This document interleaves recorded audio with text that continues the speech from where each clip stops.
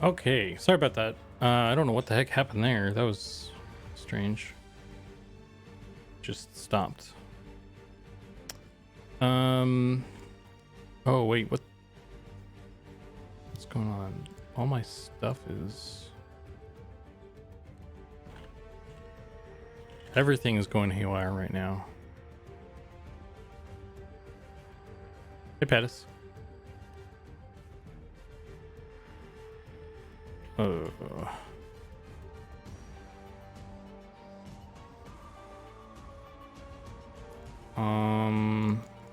What?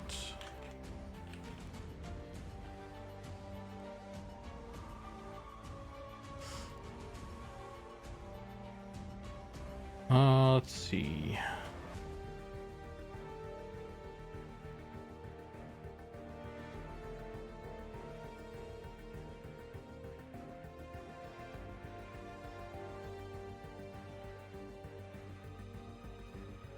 Let me push this stuff. Maybe I don't think I need to push stuff for it to work right, but I'm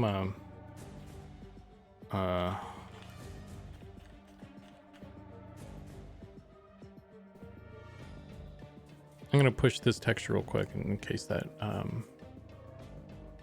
that needed to be for something. I don't know. It's been weird.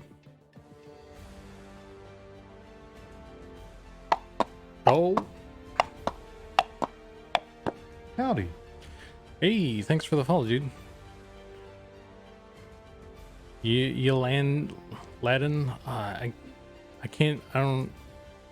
I'm bad. First of all, I'm bad at saying people's names, so I apologize. But I even heard Sean pronounce it on his stream, and it made sense. But now I can't connect the dots because I'm a dum.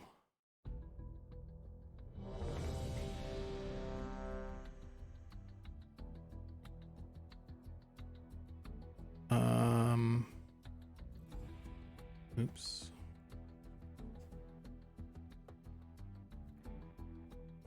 But I think issue Tari, you were asking if there's going to be more howdies. So I switched those to... Maybe I should switch them off of my follower thing since I took away the filter stuff. Because those are always fun. But yeah, I was planning on doing some more. I wanted to do... I had an idea actually for one for Goblin. So I need to make that, and then I need to show him and make sure he's cool with it before I put it on. But yeah, I'd like to do more of those. It's just I've been busy, you know. So let me double check all of this stuff. I'm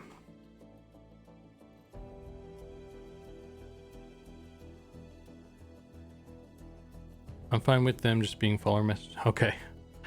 Yeah. It's fun to have stuff that like you guys can interact with though. So I'll probably need to come up with something to kind of replace that. So simple robe base.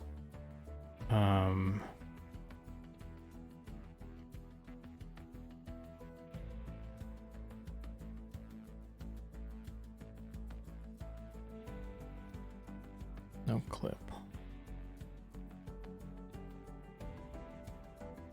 So I think that's fine. I don't think there's anything else I needed to do for new textures. Oh, fuck, it's not addressable. That's what it is. God damn. There was something else I needed to do. Okay, so it should work now. I don't know why that stuff isn't set as addressable by default. Everything needs to be addressable. I don't know. I should ask Ollie what the deal is with that. I feel like Ollie is sick of me bugging him about stuff. I've been bugging him about all these things lately. Your barrel roll trolls just took it too far. I wanna do something like some little fun thing like Level Up Larry has, where you can like have like a troll come and fart on your face or something, or my face, I guess.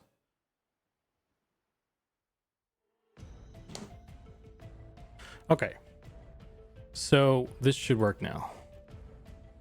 Yeah, look at that. Wow, that looks fucking hot, dude. Holy shit.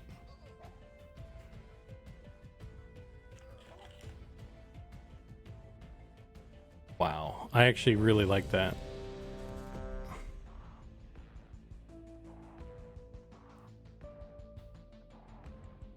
That looks really good in red. So yeah, this is a robe I painted today because the texture we had before you went up to the neck and stuff, so we needed like an actual neckline with the fabric. So yeah, this looks dope.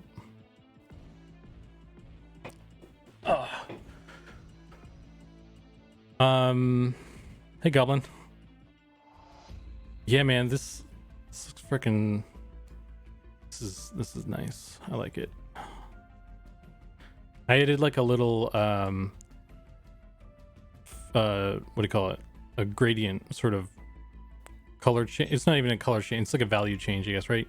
So darker at the bottom, then lighter, and then kind of gets dark again. And I put the belt in. What the fuck was that? That was weird. But I put a little belt. Let me find a wall to run up against.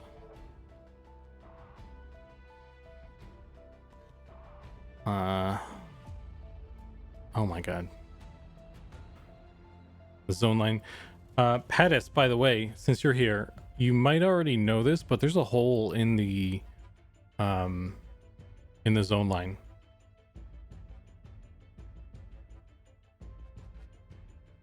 Truth out of request, parkour was just too much.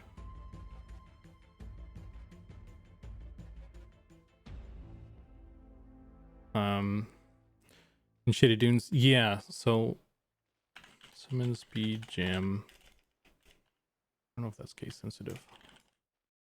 So if you are in Shaded Dunes and if you run, you know, from over there, if you're in Shaded Dunes over there and you like that little camp out there and you run along the edge of the water, there's like a hole right there. I don't know if it works from this direction. Let me make a little thing here. So I think the zone line is like this or something. So if you're over here and you run across the water like this, you'll go underneath the zone line and you'll end up in the old Night Harbor kind of, you know, or the Shaded Dunes version of Night Harbor. So I was able to run up to the gates and like there was nothing there. Everything was like lower poly and shit. And I was like, what the heck's going on here? But Sean saw that, and he mentioned that it sounded like it was like you guys were going to do something with the zone lines, like from a database standpoint, and so that might fix it. But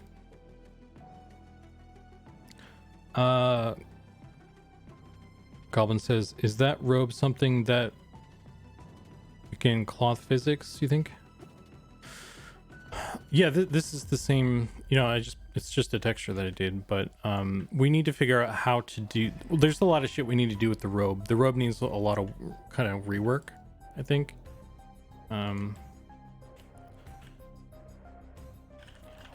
Because it doesn't work with the, I need a freaking wall I can move my camera up to. This is the belt I was talking about.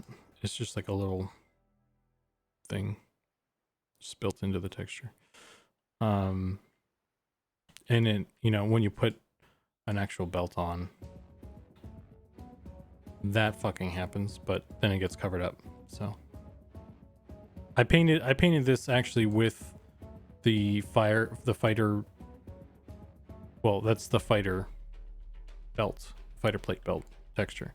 I painted this with this in mind, so it lines up really well.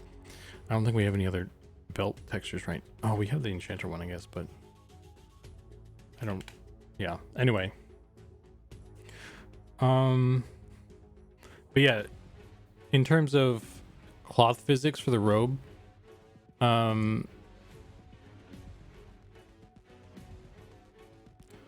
like I said, I think we can try it. I'm not sure how it's gonna go.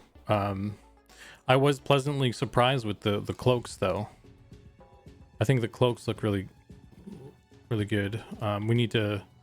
I want to like kind of fix up some of the collision a little bit better, but like other than that, I think it works. So, you know, and if the same ends up being the case with the robes and it works, you know, that's awesome. I'm just a little worried about certain things. So, I think it's going to be held to a higher standard than like the cloaks.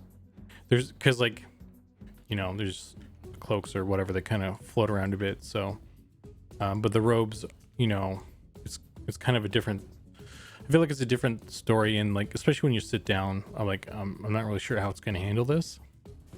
There's a lot of, you know, yeah, I don't know. We'll have to do it and see. I don't really know how to do it. Like Ollie set up the cloak last time, and I feel like it's fairly default. Probably. I don't know how much work he put into it. I kind of poked around with them, and I didn't really know what the hell I was doing. So, it'll be a whole thing on its own, to get that to work. But another thing, by the way, since you're here, Goblin, I was trying to get the. I don't know what the fuck that is. I don't like that one bit though. So for this particular armor set, I made the shoulders, you know, this is the shoulders, and I was trying to set the I wanted to use the shawl geometry as for the arms, so the arms would be, you know, like the little shawl piece, and then the shoulders would be up here. So you can see it's loading the texture. This is the texture we have right now for it, which we need to replace because it's in color, right? But it doesn't load the geometry right now. So I talked to Ollie about that. I let him know that, you know, that'd be cool to do. So then we'd be able to have the shawl with shoulder pieces, like in that enchanter concept art, because that technically doesn't work right now, to get that look. But that's something we could maybe add.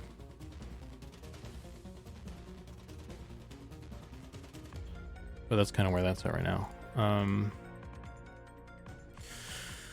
But yeah, so anyway, man, that looks good.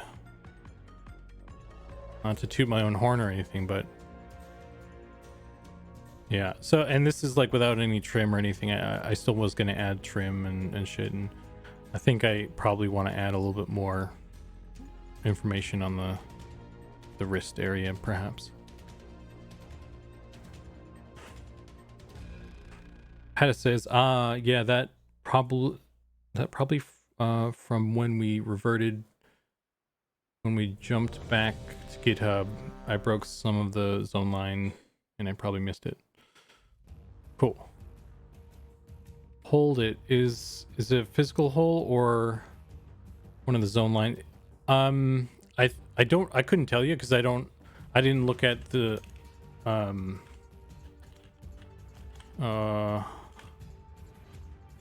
I didn't look at the stuff itself actually. Maybe I have to be in Shaded Dunes. Let me run over there. Cloaks need some collision. Yeah.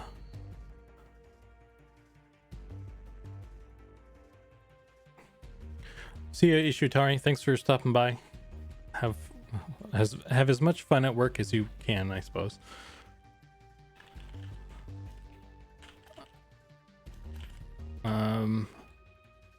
So let me see if I can.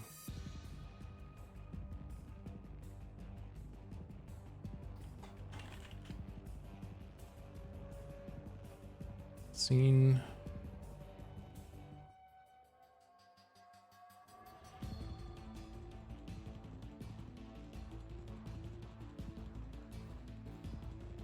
I don't know how to see the zone line, so I don't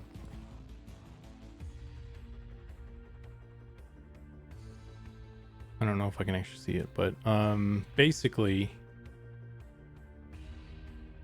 if I run down this way, I don't think I will zone in to I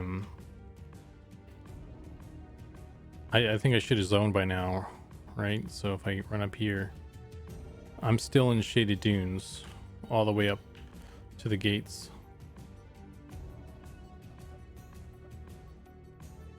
And there's nothing here, obviously. No, you just run under the... Yeah. That's kind of what I meant. It's underneath. It's hole, I guess. I don't think there's an actual hole, but it's like I'm going underneath the whatever would normally trigger the zone. Zone hierarchy.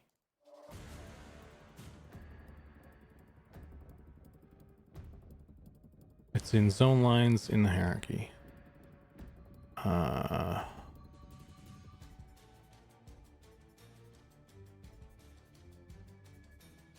What is that under?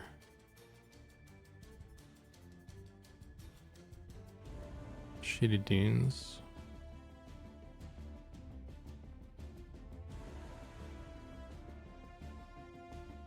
Zone lines. Night Harbor zone line.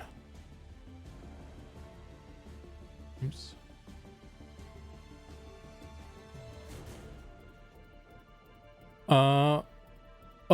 Wait. That's weird. Yeah, I guess I'm going like right under it or something. I don't know, like I feel like I was actually hitting, like that seems like I would hit it. I can't even. That's weird. That looks like I went that way. Unless I went like, hang on, let me see how short I am compared to that. Limboing right under, yeah. I guess maybe my capsule, my collision box or something isn't as big as me or something. I don't know.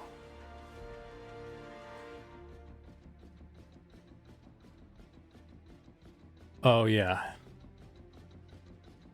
Yeah. I'm like, yeah, you go right under it. So yeah, that's what's going on there. So, scene scale can be fun to read. Yeah, I thought it was pretty funny because I was just me and Sean were talking and I was just wandering around and I went back to town. And I was like, wait a minute, what the fuck? So everybody went home. There's no guards at the door. It takes me directly back to being a wizard in Nariak or whatever. Oh yeah, that's kind of a wizard. The red, yeah, that's what I need to do actually. That's what I was gonna do, was finish this armor set. That's what I've been doing all day.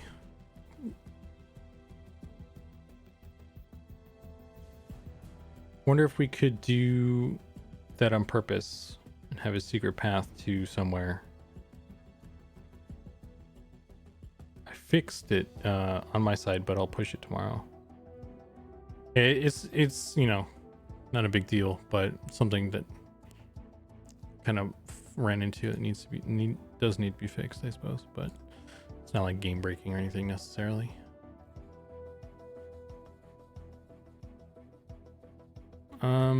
Okay. Like this. I want to change the color of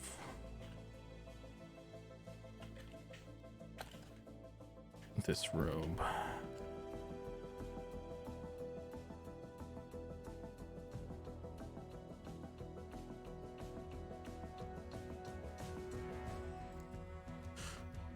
Let me grab this real quick.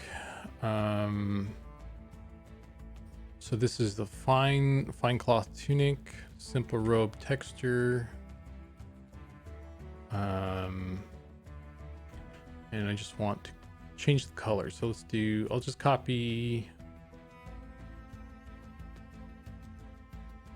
the color of the shoulders.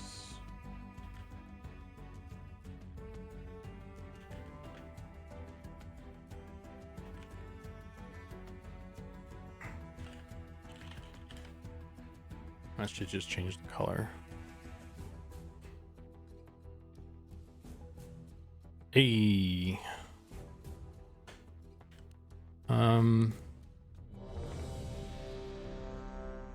Yeah, so that looks cool. I'll probably have to change the armbands to something else.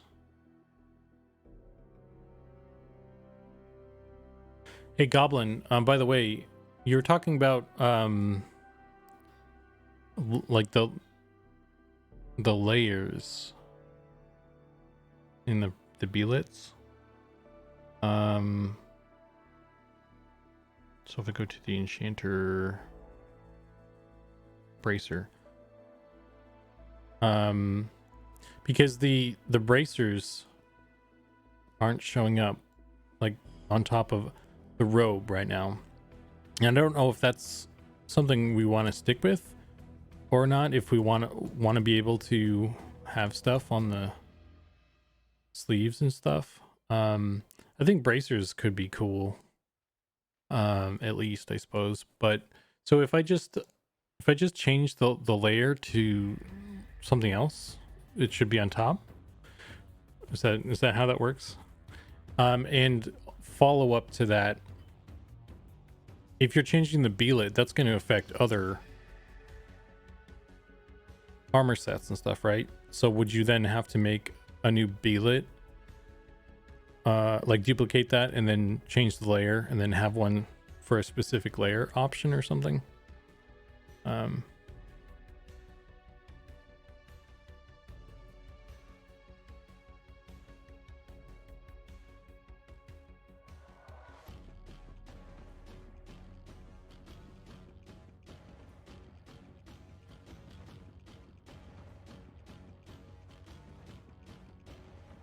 Bracers should be after the chest. Well, I don't have an example of like something with sleeves for a shirt, but the robe is acting differently.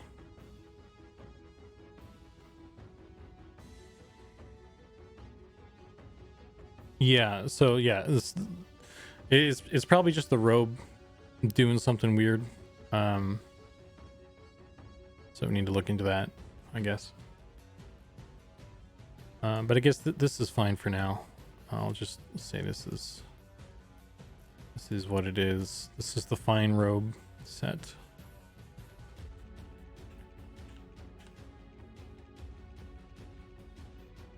I don't really like those arms. I'm gonna change those to something else. I'm gonna copy one of these other sets, I guess.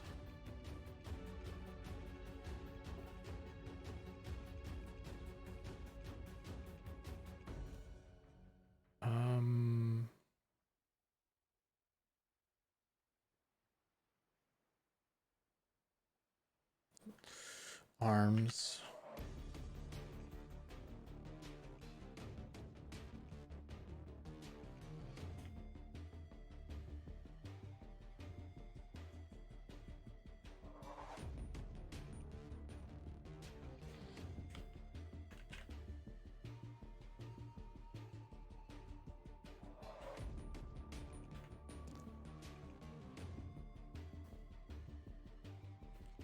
Fine cloth arms.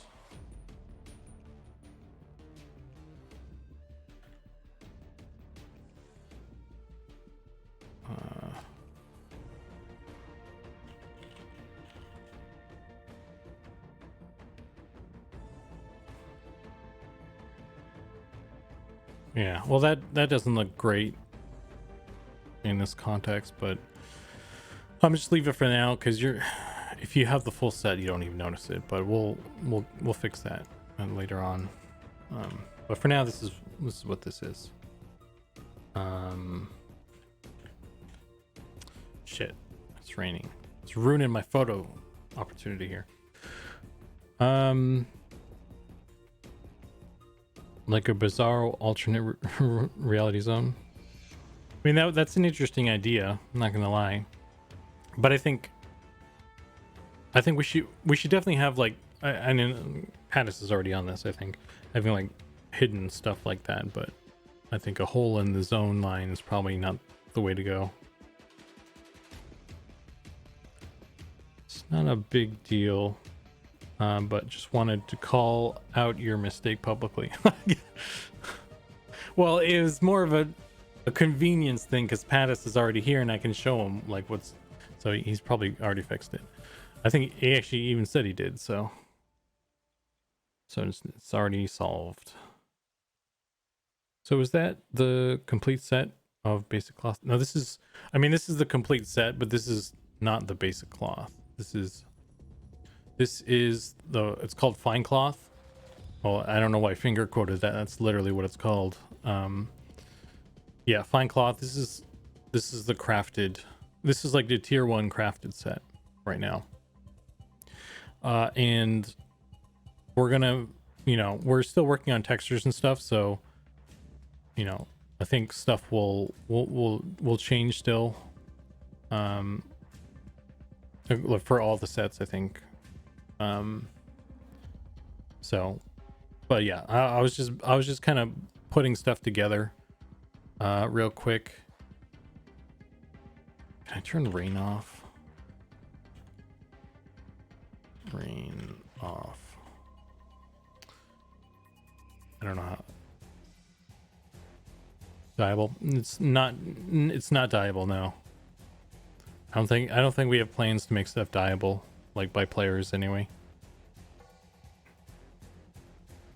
I think outside of perhaps the old school dyes, like in EverQuest, where if you're like smithing a breastplate and you put in some like dye, we'll probably be able to have you dye stuff that way, but not in the way where like after Lucklin, where you could just buy a dye thing and mess with the colors yourself. But I don't think we have plans to support that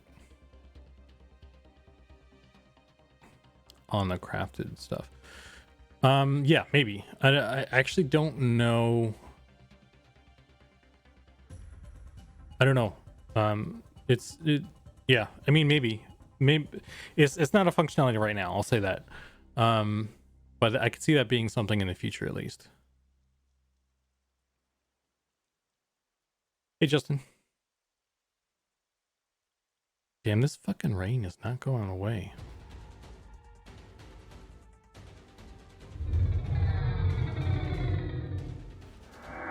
Oh shit. You can see some of my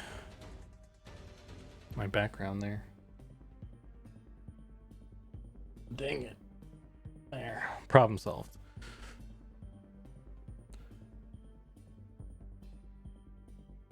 Trying to sneak in see my stuff. Shame. Okay, the rain's gone. Cool. Let me take a photo here.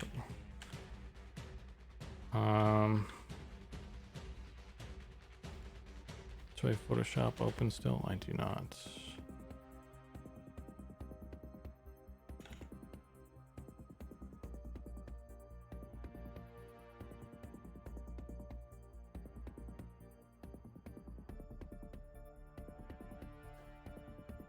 New. Cool. Spin around. Oh, I don't want to take a picture of that. I want this. So, all right.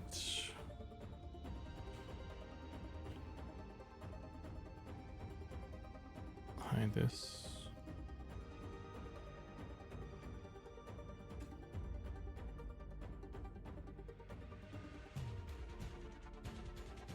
And then I'm just gonna snippy snip this.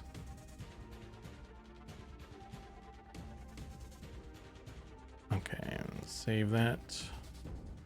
Add it to my little collection. So as I've been building this sheet. So if we insert image, and I should send this to you, Goblin, so you can. Error has occurred. What the fuck? Killing me. Anything else want to go wrong tonight? Jesus. Image, insert cell.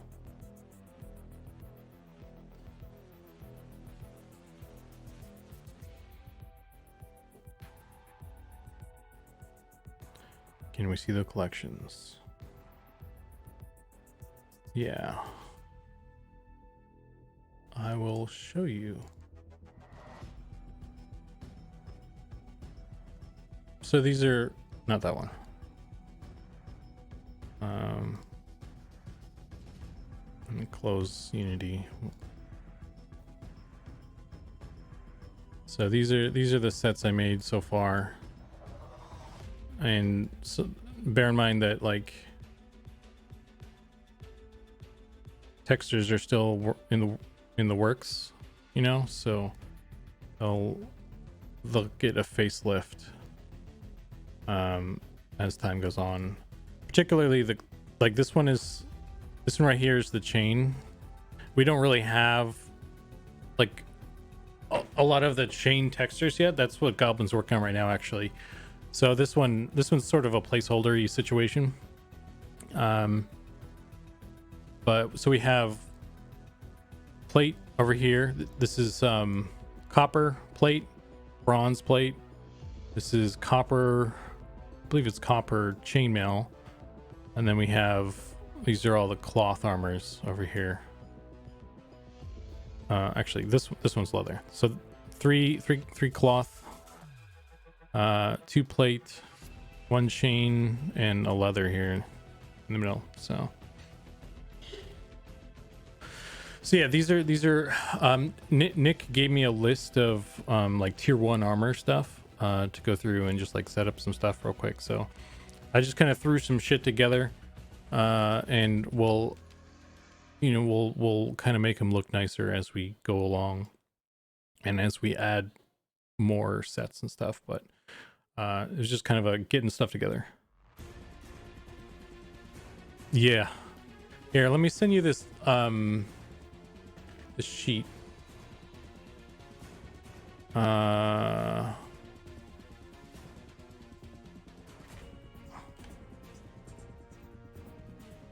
you show me them?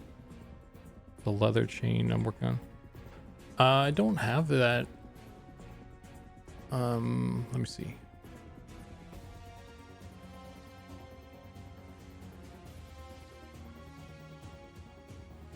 Yeah. Well, yeah, where's your one?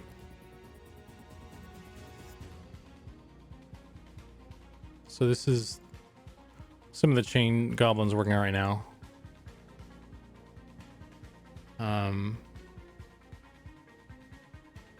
You know, it's oops, let me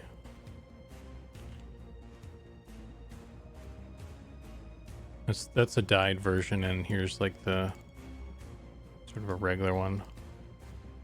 So yeah, the chain's gonna get a huge facelift soon.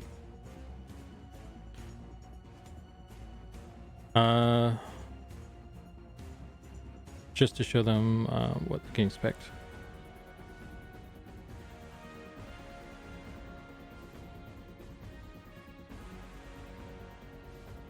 Excuse me while I drop dead from my Yeah, so Goblin, that Google sheet I sent you, you might need to request access, and then I'll let you, then I'll approve it and stuff. But basically what that is just, I can actually show you real quick.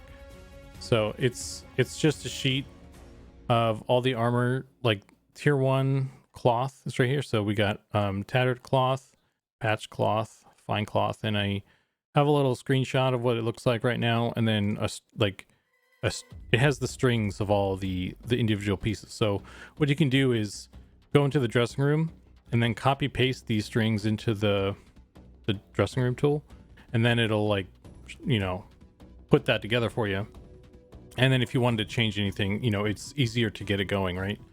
So if you do end up changing any of these, please update the sheet, and if you can, replace the image to. I'd like to keep this up to date, just to make it definitely the strings at least. And if you don't want to do the screenshot, you can maybe just tell me that you changed something, and I could do it for you if you want. But yeah, so that's kind of what I was thinking. And so at the bottom we have the tabs for the different types. So we have the plate armor, just the bronze, and there's some stuff that doesn't exist yet, I think. I don't know, because there was some stuff that didn't exist that Sean put together, like the cloth and the leather. Oh, I didn't do these. So if you want to go and do the patched rawhide and the tattered rawhide, I didn't actually do those yet. So you could even grab the rawhide strings, and then take this and then change it, and then call it the patchwork stuff or whatever. So but yeah, so that's how I was doing that stuff.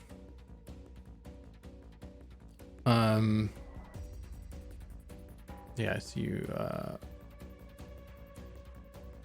editor. So yeah, you should have access now. But yeah, so that's where we're at with armor and stuff, folks. Who this is what we've been working on a lot lately, to be honest with you. Getting stuff together and talking about kind of what sort of level of detail and stuff we're looking for, and just getting everything together for that.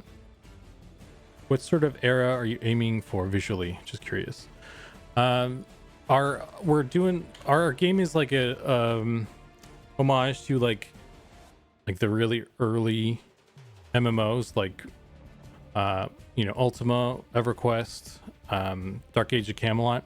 So we're aiming at that, we're aiming in that style, but we're trying to make it look a little bit nicer. We're adding some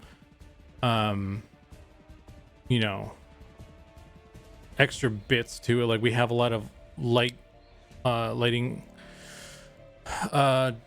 fancy lighting stuff, and we have that fancy water that's in game. So we're trying to hit a certain style, but we're also not afraid to add some modern flair to some stuff, but still trying to keep it within a certain range of style wise. But anyway, so now that the armor thing is done, that was what I was gonna do. I don't know what this is. Default group local.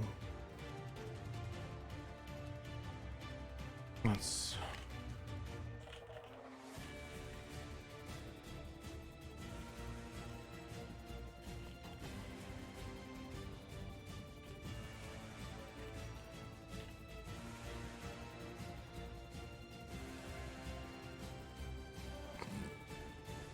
Jay should be drawing. Welcome, by the way. I got you. F11 is my favorite older MMO. I always liked how it was a bit more modeled out than other games. Yeah, we're not really doing well. I mean, we may end up adding some more stuff as we go along, because like every time we do something, we, you know, sometimes we just add stuff. Like the original plan wasn't actually have even shoulder pieces, I think. But you know, the art team was like, we need shoulder pieces. And yeah, but I think I don't think they're. I don't know if we want to. I mean, at least me personally, I don't know how much further I want to go with, you know, in keeping with the style in terms of adding more geometry to stuff. I mean, there is a part of me that wants to like have all the armor be a piece of geometry and stuff, but I feel like, number one, that kind of changes the style that was initially laid down, and two, that's a shit ton of work to actually armor fit geo to everything. And we're a small team working on in our free time. You know, we're not doing this full time. So gotta kind of manage our expectations on what we can do. So it's a bit of like wanting to hit a certain style, and also the reality of us being an indie team working, you know, at nights on weekends.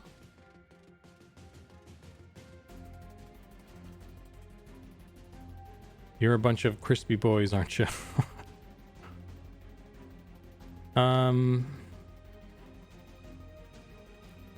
If that's default chainmail, I don't want to know what's coming up.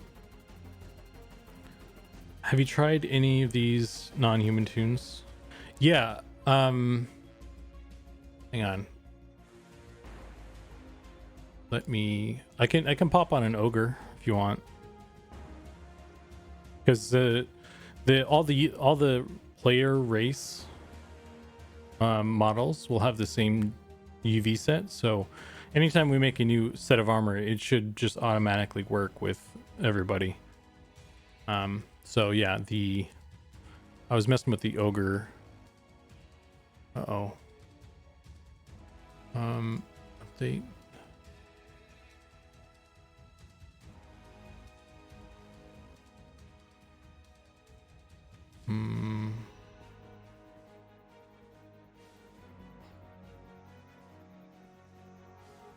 It's weird, the stuff I want to look new and stuff I don't mind looking like I fell out of PS2. Yeah, there's a bit of a balance there, Fortress. I definitely want stuff to look nice. I don't want to like make something and it kind of looks like shit and we can just shrug it off as being, oh, it's just like the style. I want stuff to look good. Well, I think we all want stuff to look good. But there's a style, right? It's kind of, it's in the texture, it's in the geometry. Oh, fuck you, Keith. Get out of here.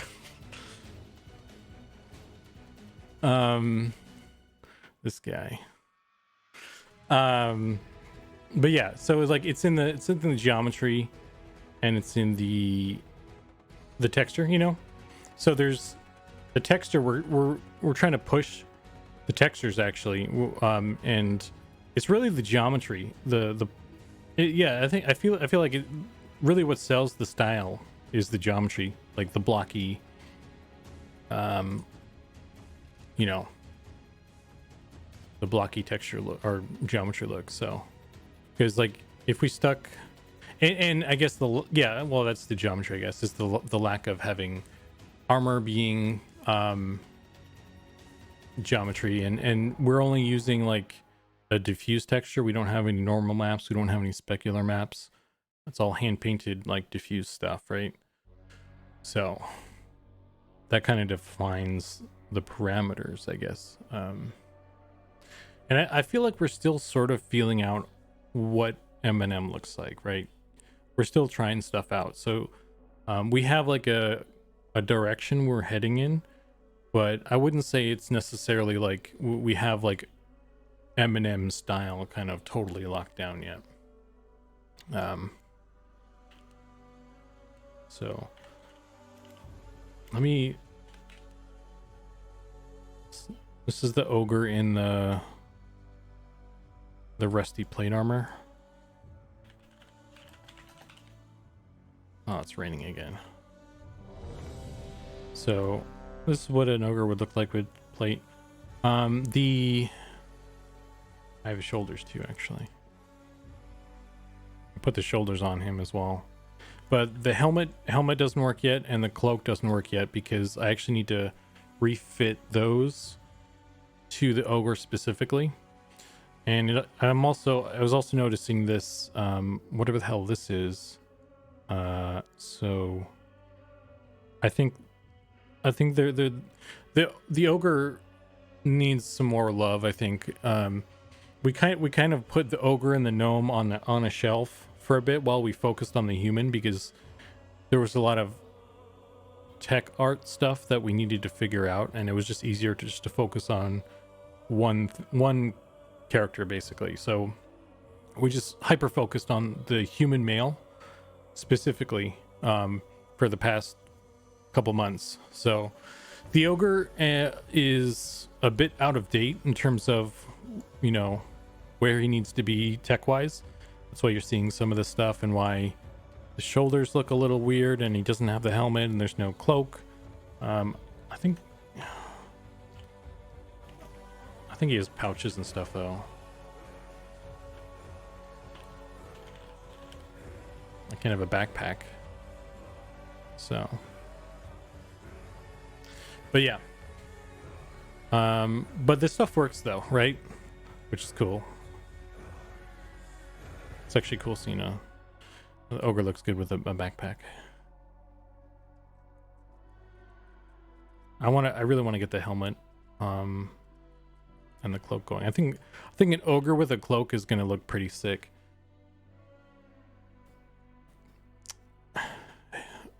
Hey, VGFX. How you doing, man? Skybox in the water looking awesome.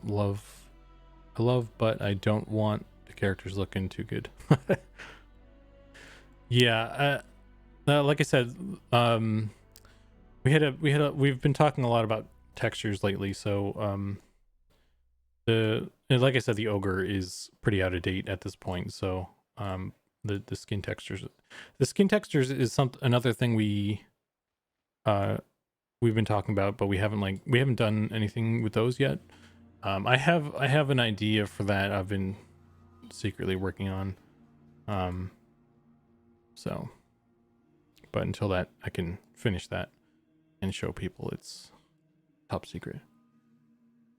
So much of the armor here needs be reworks.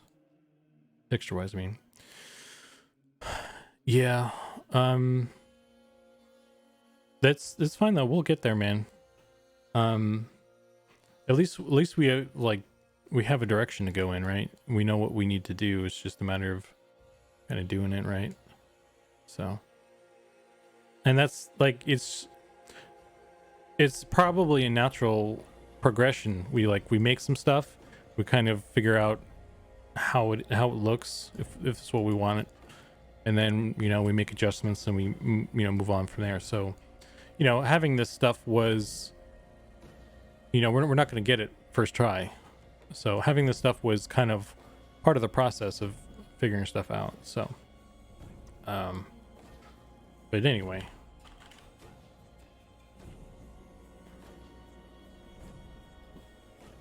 oh shit, I logged out so damn quick.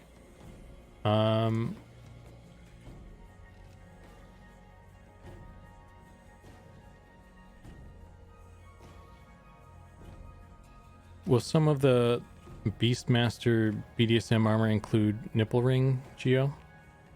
You know what? We were talking about rings and just jewelry, I think, in general. We need to get the shawl. We need to get the shawl working, the shawl geometry working on the neck piece as well, so we can do necklaces. Although, I don't know, we'll have to make a second shawl specifically for geometry or for jewelry or something.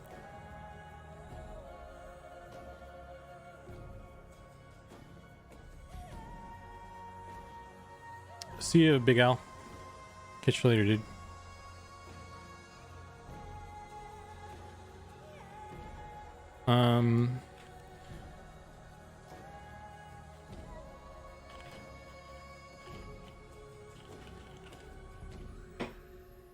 I really like the crown on the skeleton. I'm really happy with just it fits so nicely. So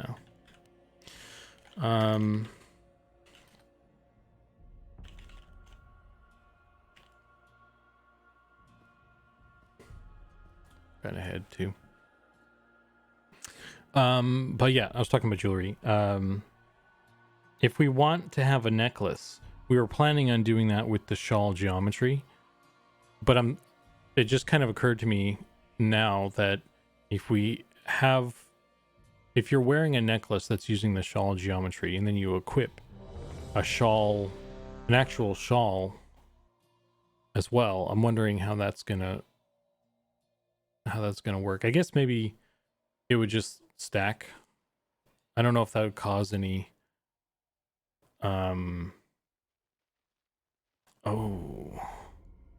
John with the good ideas. I wonder if we could do it with as an attachment instead.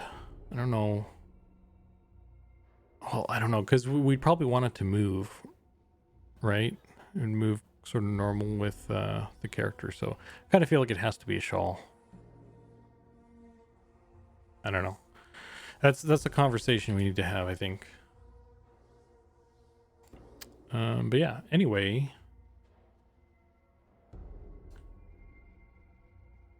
Hey, John. Necklace with particles. I was gonna switch over to ZBrush and work on the ghouls some more as well.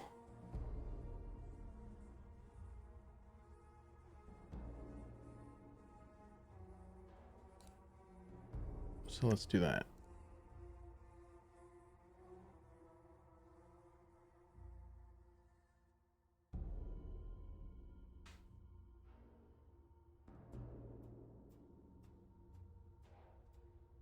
Oh.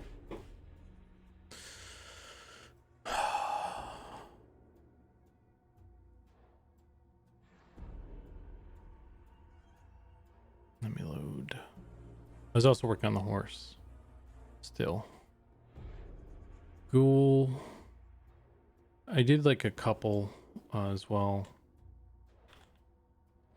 Oops. There's this one, and then there was this guy.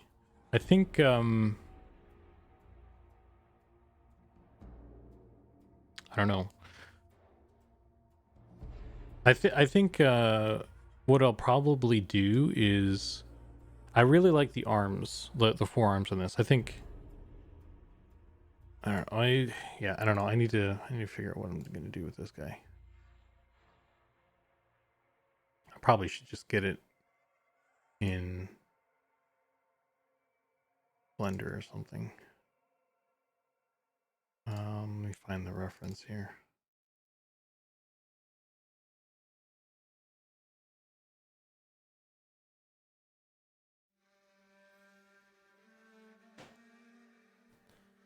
Special to you for piercings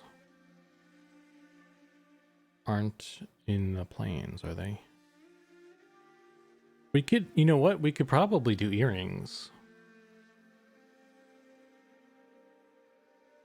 And you know what? To that,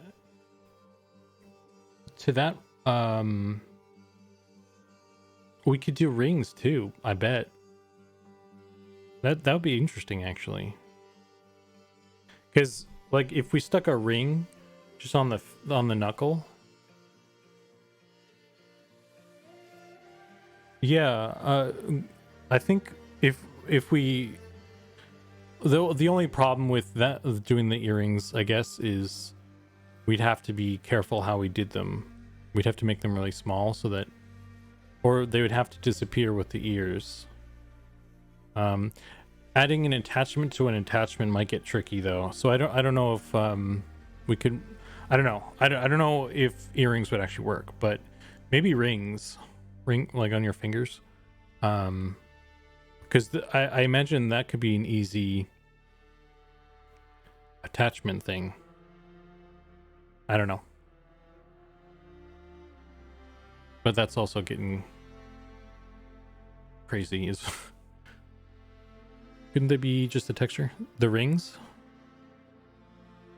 Yeah. I mean, I think that was the original plan. When we last time we talked about it, it was like we'll just make it a texture.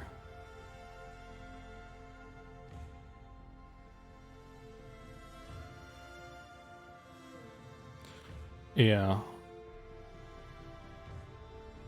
I would just put them as texture rings, necklaces, and earrings on the base model. Yeah. I mean, that'd be the easiest thing to do.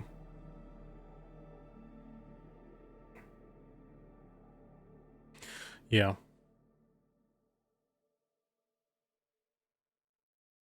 I don't know how you do earrings though with texture, unless it was just a piercing. But like if you wanted anything hanging, I guess we could build in, dude. You know what we could do is we could build in an earring plane on the ears by default, and they would just be transparent until you actually equip something. That sounds like a totally doable idea, actually. What do you think? Just like the horns on the helmet, right?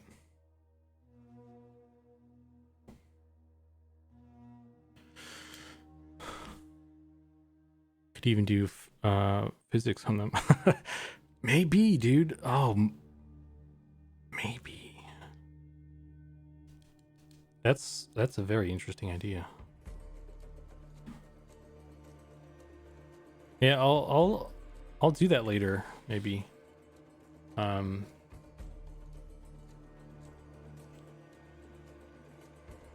See how well it works. I imagine it would work pretty well, so.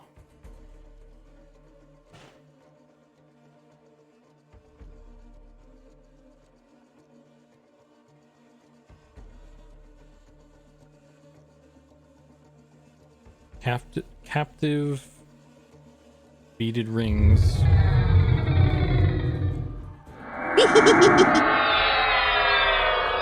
Oh man, that's a bit loud still.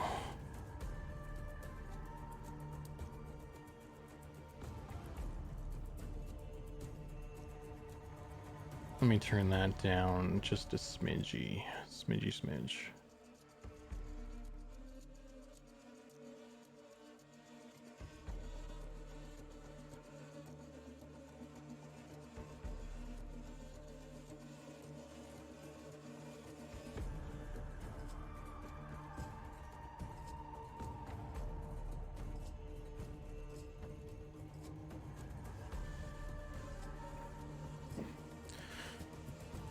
On the ghoul here, I think if you make the thighs, legs longer, the right one, it'd be killer. I was actually gonna try and keep the stubby legs. I was thinking it because like they look a little bit weird when he's in T pose like this or A pose. But I think like how it's in the concept, I think it might look okay when he's hunched over, and he's gonna probably be like that most of the time. It bothers me right now, I think, a little bit. But I think when he's in his pose. But what bugs me, maybe it's just because I did a shitty arm with the arm, shitty kind of go on the arms right now, but I think it's the honkin' forearms that is kind of throwing me right now. So I kind of like the arms on this dude. So I was thinking taking the arms, put on him, And then I just need to figure out what to do with the face, because yeah, I just need to get something that, I think this is going in an interesting direction. I just need to like add more to it to make it look good. Gorilla Ghoul.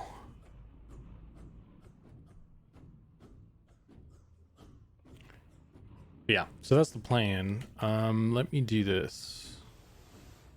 I'm gonna literally just take his arms. Append. Let's just get rid of these. Some of these. Oh shit, that looks a little bit different now though. Interesting. Maybe it won't work.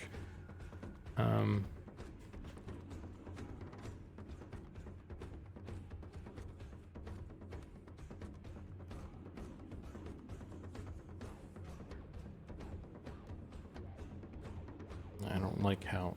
I wish I could lock my freaking UI so it didn't do that.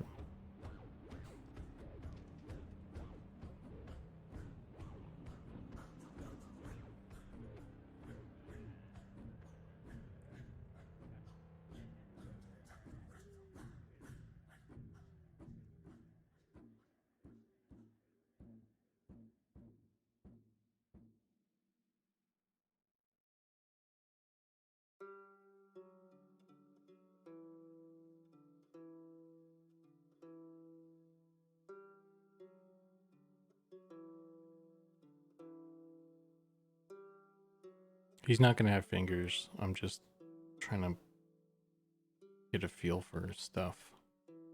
Having hands just helps kind of visualize stuff a lot of the time. So that's why I did that.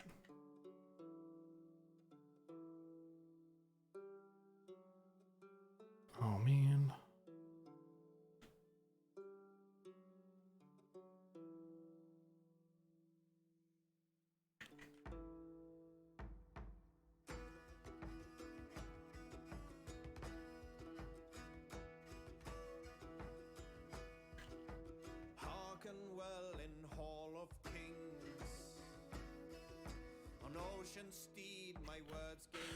I love the teeth on the one on the right.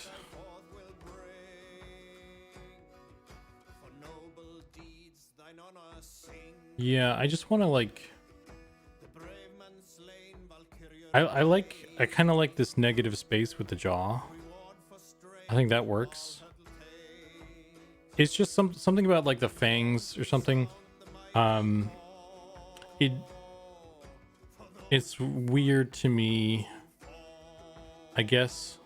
I'm just not used to like ghouls having fangs and teeth and stuff, so I just want to play with it to kind of see if I can get something that like kind of feels ghouly to me. That still kind of looks like the concept, I guess. Maybe maybe it's just like making them smaller or something. So that actually kind of, it's already helping a little bit, and make the teeth just look less bad. This is already like kind of helping. So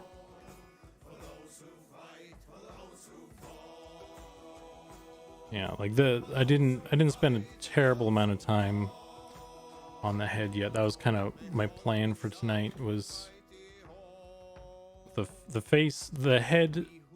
I'm pretty okay with kind of the direction of the body, I think. So it's just focusing on the head, getting something that really kind of fits. It really is working with it, everything, I think, is just what I want to do to kind of nail it down.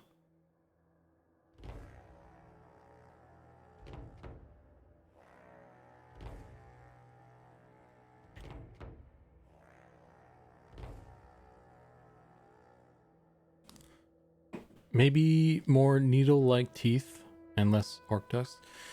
Maybe. Let's try that.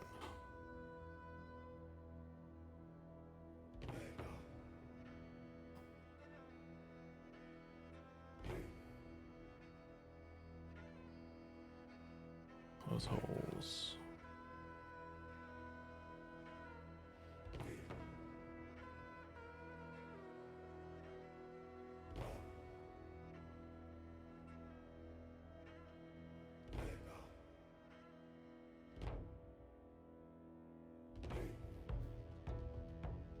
me do the top teeth as well.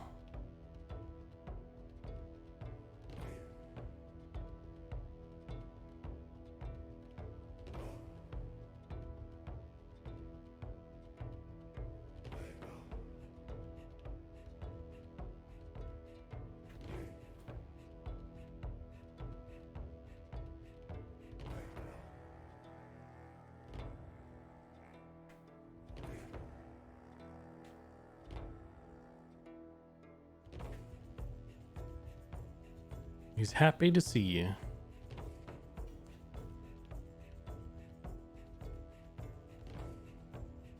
What is the function of Ghoul's teeth? Grip and rip, puncture.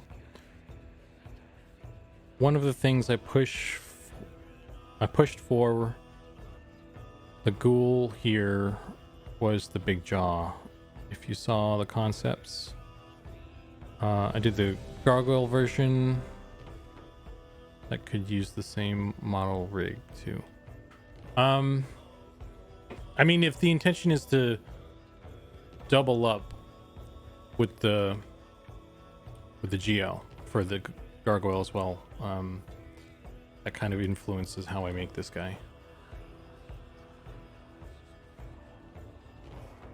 I think we could do like a, I mean, even if like I did something entirely different for the head, we could do a head swap, and you know, as long as the body is, you know, largely the same, you know, it'd be pretty easy to use the same rig at least. But yeah.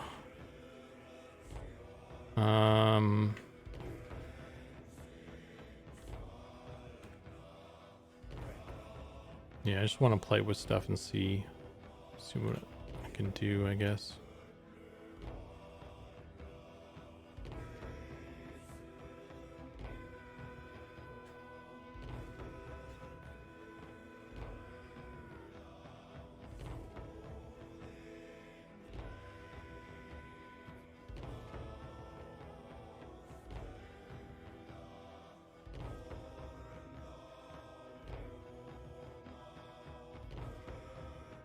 I could just, yeah, yeah, it's just how the teeth kind of work, I guess. Because I agree that, like, I think like I said, the head is kind of working for me. It's just like the teeth, it's weird right now, so.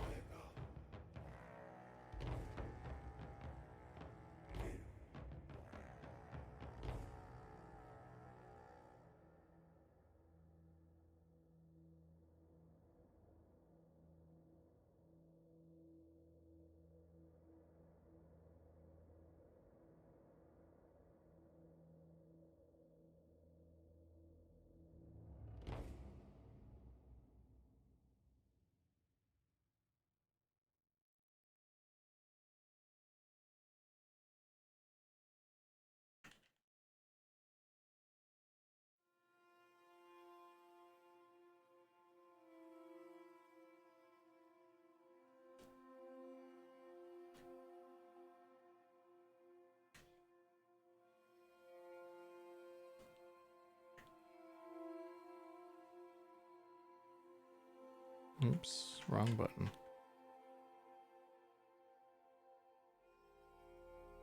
A face only a mother could love. Ghoul Goyle. Get out of here, John. I imagine ghouls more like salmon, as they go through their upriver spawning phase. The magic ghouls are infected or infused with wraps them into something more than just a zombie. Warps them. Shit, I can't fucking read, dude. But adding wraps, like some bandage wraps or something, is kind of an interesting thought, I guess.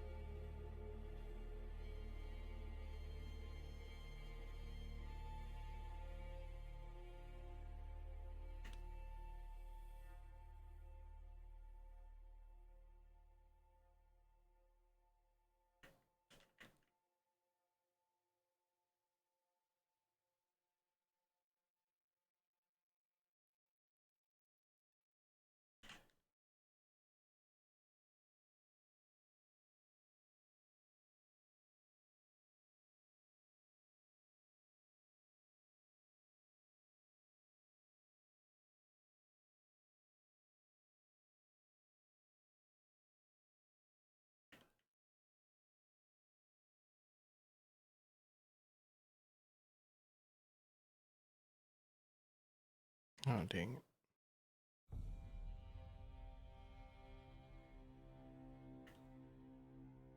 Trying to get like a little line or something like that.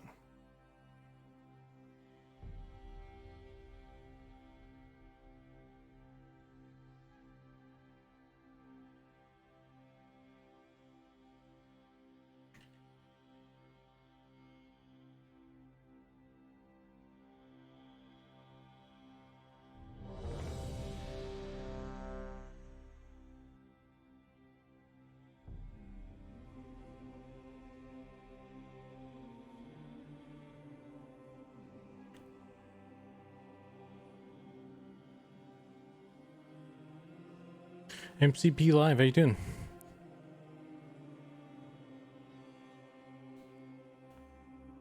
This is what peak 3D modeling performance looks like, guys. Zukan finally had enough shenanigans. I only kid.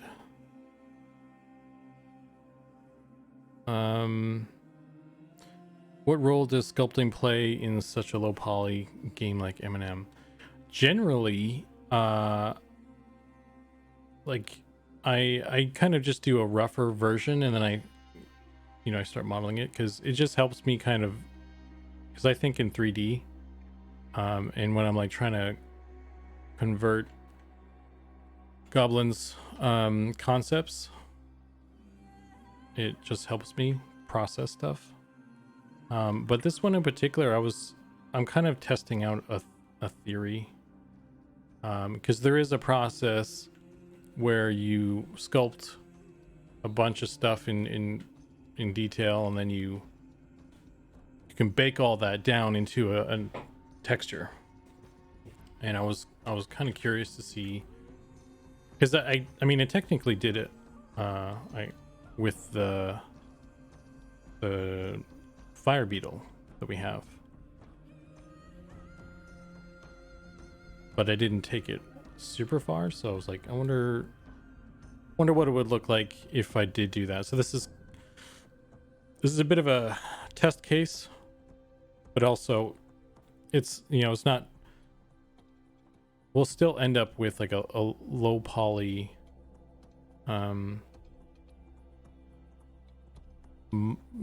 base mesh at the end of it. So if we decide that like baking the detail from the sculpt down to the low poly doesn't look good, then we'll still have that, so it's not wasted time, which is good. So I just wanted to try this, and then if it doesn't work, then we'll just hand paint a texture, and then we'll still have the ghoul. Oops.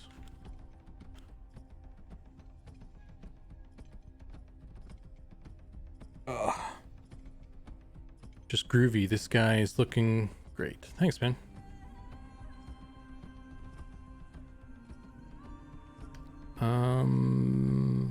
Teeth.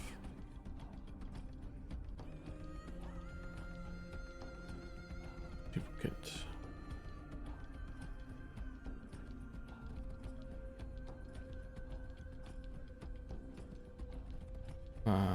Is it Z?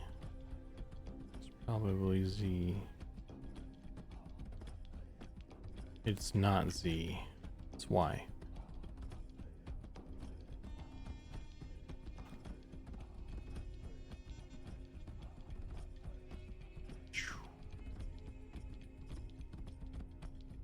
So now he's got bottom teeth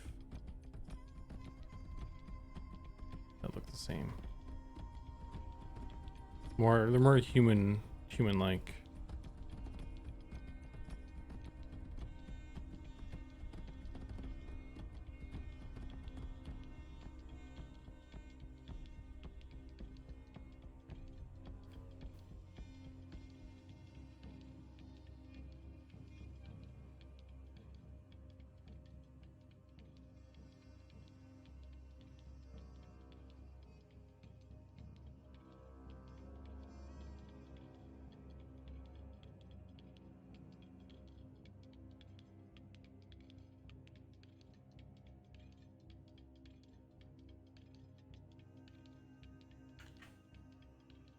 Still waiting on the gnome tar.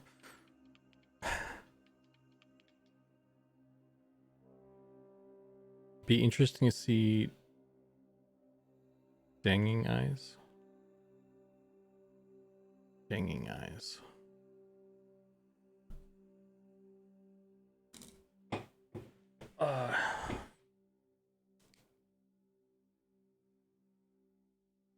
Speaking of eyes, actually, interesting to. I'm not super great with using this fancy technology here.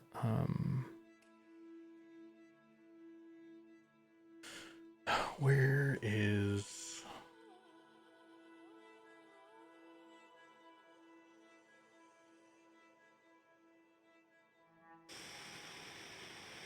I don't remember where it is.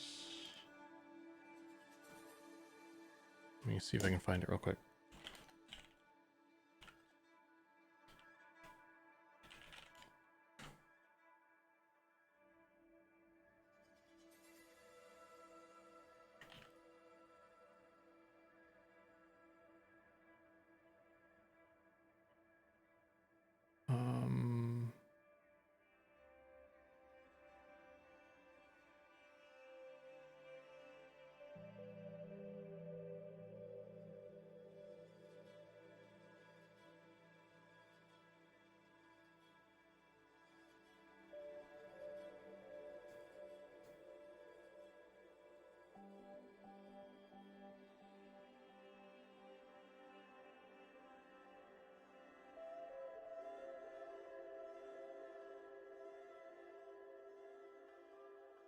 There we go. I don't understand how this freaking thing works sometimes. Oh, that's right. We did a thing there. So I've got eye holes now.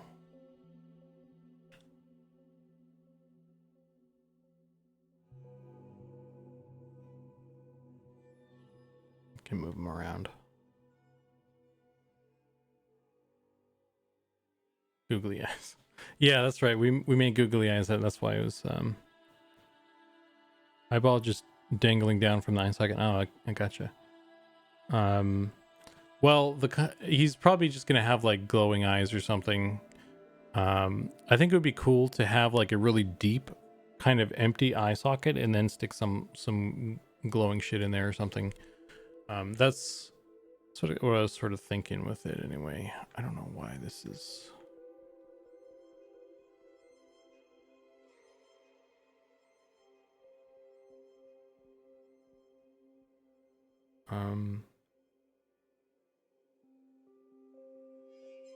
Seems like it's a little bit too deep though. I don't know.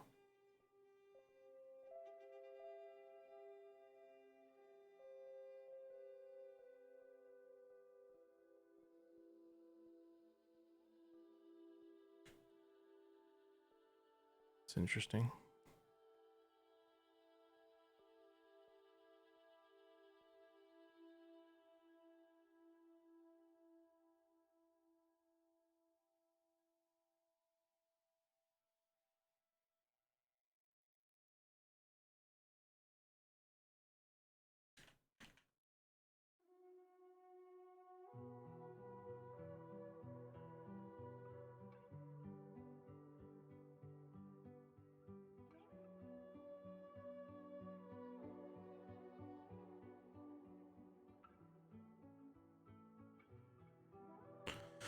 Something like that, I guess.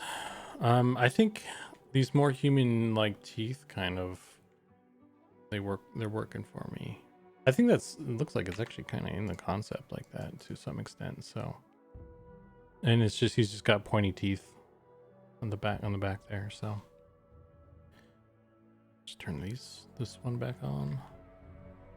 So I guess if I just paid attention to the concept art from the beginning, would have been fine.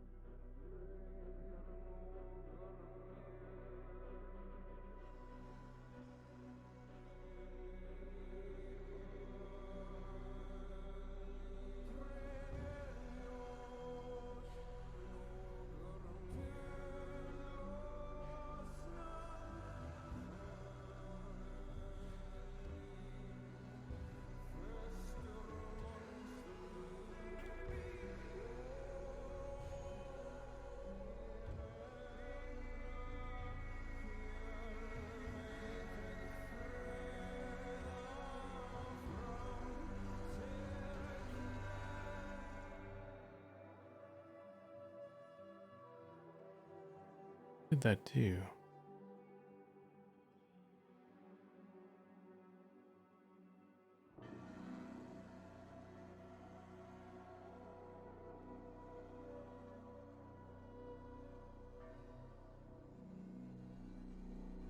I never know how these freaking things work.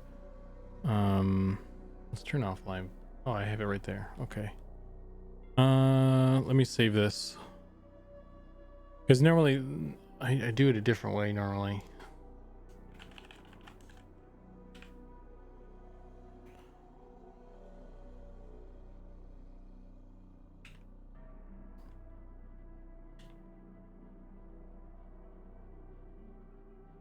Merge down. Oop. Merge down. Down.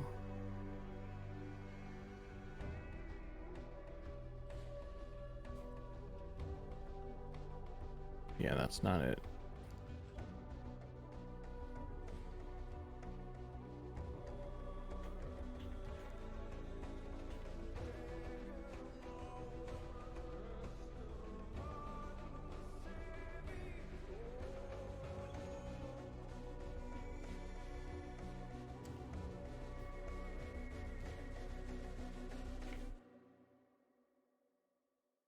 Oh, this has some subdivisions. That's probably not helping.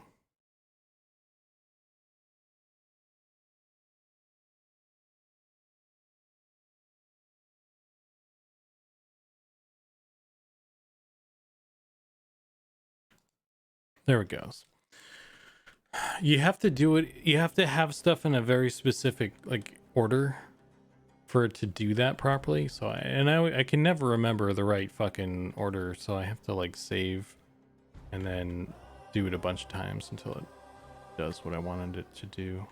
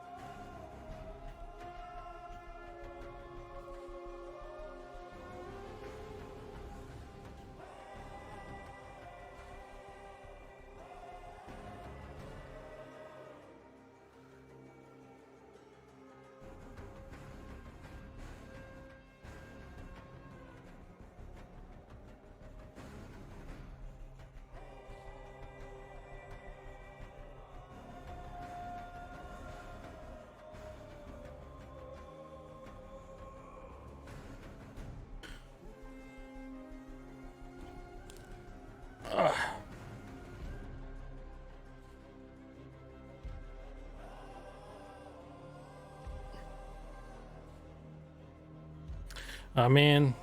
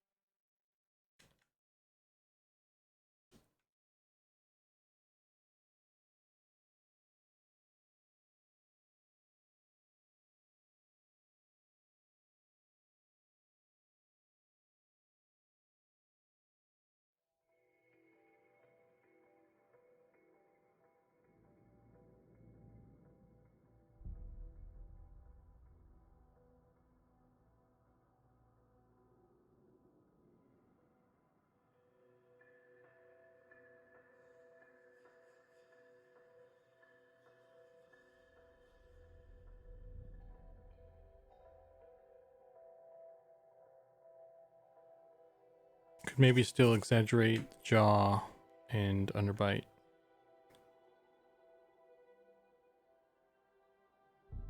I could. I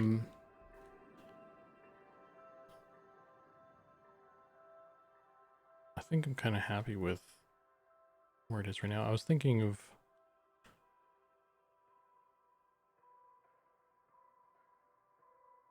bringing in the top teeth more, though.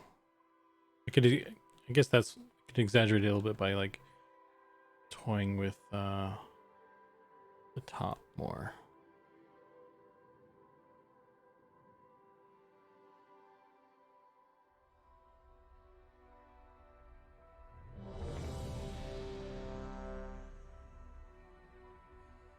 Ghoulies in chat.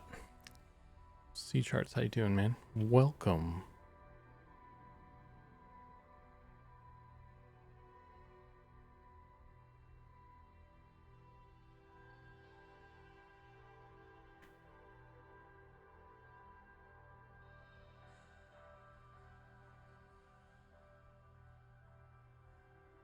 Oh, I didn't have that mirrored.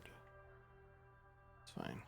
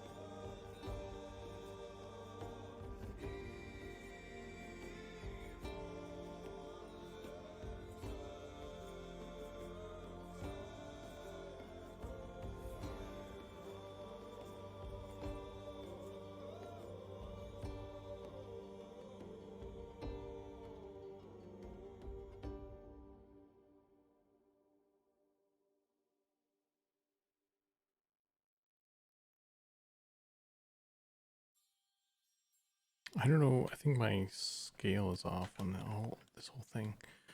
Something. I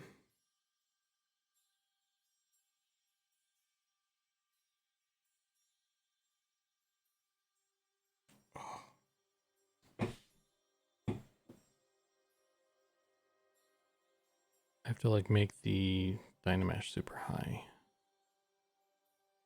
Where's my geometry size?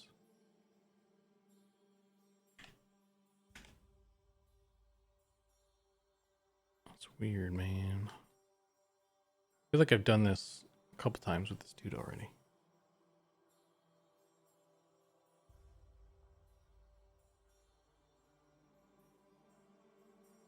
Just like it's weird that I'm making the dynamesh so high for. Oh shit.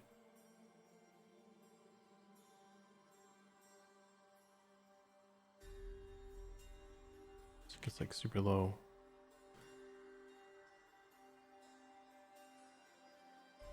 Must be doing something wrong.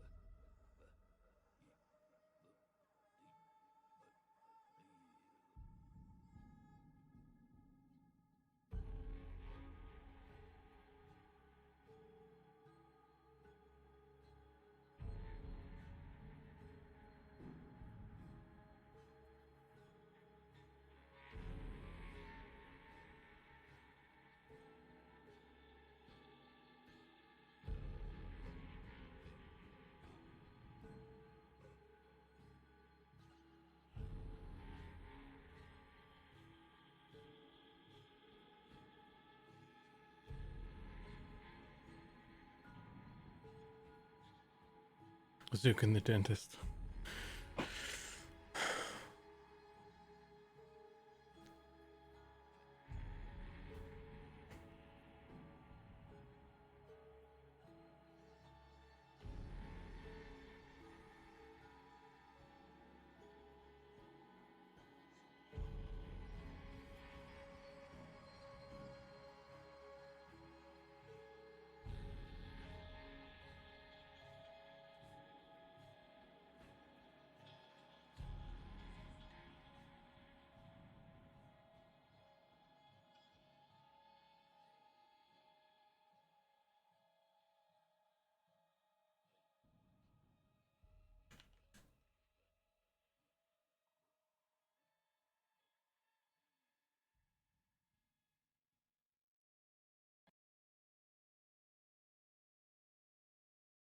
something like that. Maybe, I don't know. Maybe it needs to be a little bit more uniform to make it look something.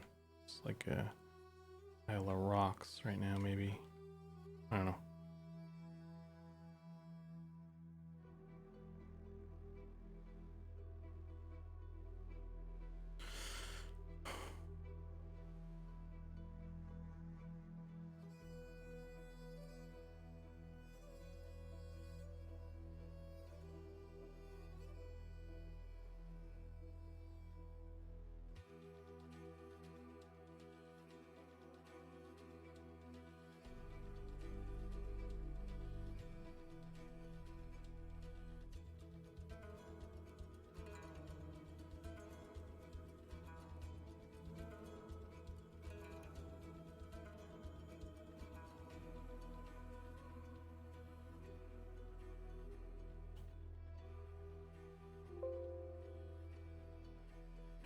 Sharp for gripping. Well, he's got both.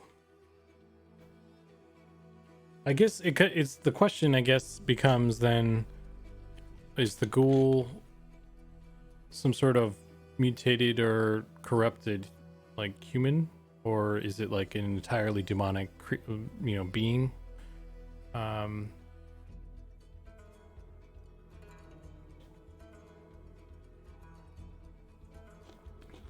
Because I always thought a ghoul was, I guess my interpretation of one anyway is like some sort of like something that was formerly human and is like corrupted or transformed or into some sort of evil being. So it started off as a human, so there's human elements there. So that's kind of the angle I'm coming at it from, which is why I'm doing the teeth like that. Yeah, well, it's undead, right? But like, so that implies then that it was something in life. So human is what I would think in this case, this particular case. Something to do with the gnomes, I'm sure. No doubt, no doubt. That's how I thought of them too. Humans, but changed. Not just risen like a zombie. Yeah. Yeah, so there's like, skeletons and zombies. Those were humans that died, and then they were brought back to life through necromancy or whatever. But they were just kind of brought back as their decayed selves, right? More or less. But like the ghoul kind of goes through some other metamorphosis, transformation, corruption, either from while they're still alive or maybe after death, I guess. So there's like a change that happens to the body. It's not just, which is why the, it's such like a transformed shape, right? And like an exaggerated jaw, glowing eyes, the nose is different and stuff. That's my take on it anyway. So I don't know. I don't know if there's any specific lore around ghouls in particular for Eminem.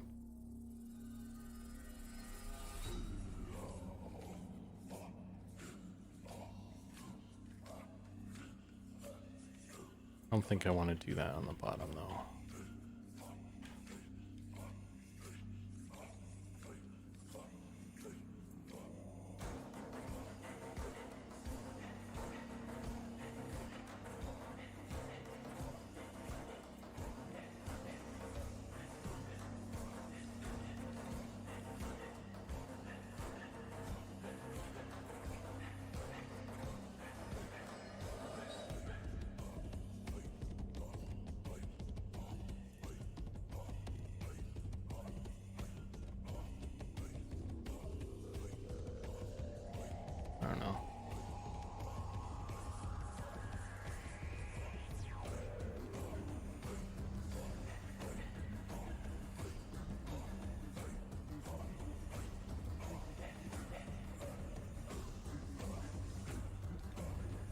Welcome to my TED talk on why ghouls and salmon are the same thing. Yeah, I don't know if I finished reading that. You're saying something about they go up their upstream journey. I think it was a while ago or something. So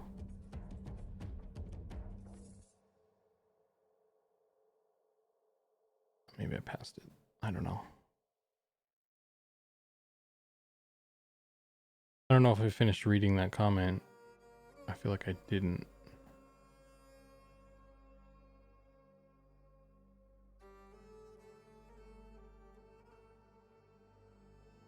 But anyway.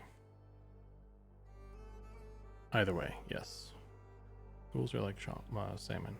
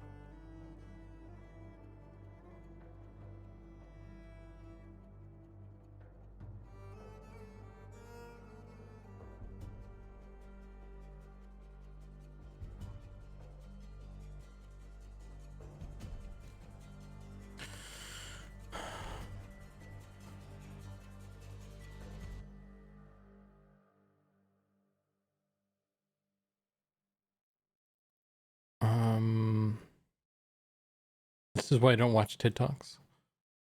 Salmon change when they go upriver. They get gnarly teeth. Do they? I don't know. I actually don't know about salmon. That's news to me. There's something else I learned the other day. Sean was talking about how bronze doesn't rust. I was like, what? There's like, I don't know. I'm just a fucking idiot, I guess. All this shit I didn't know.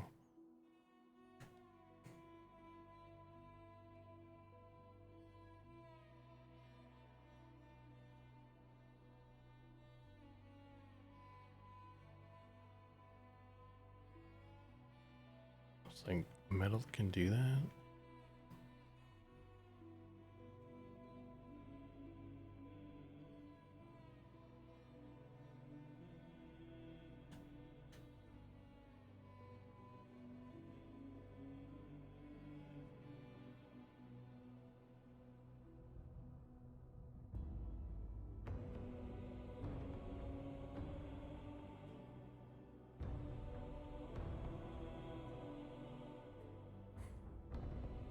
I've also been covered in salmon, sorry, and eggs.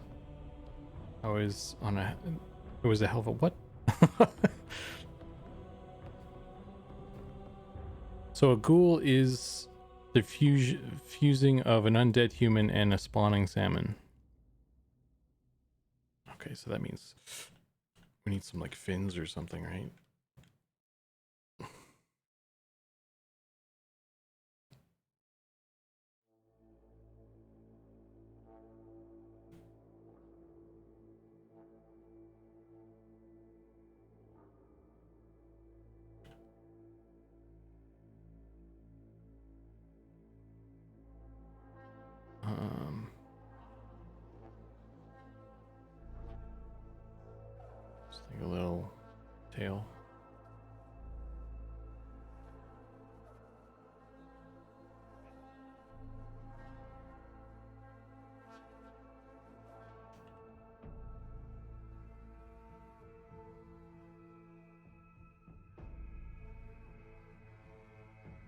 Oh man.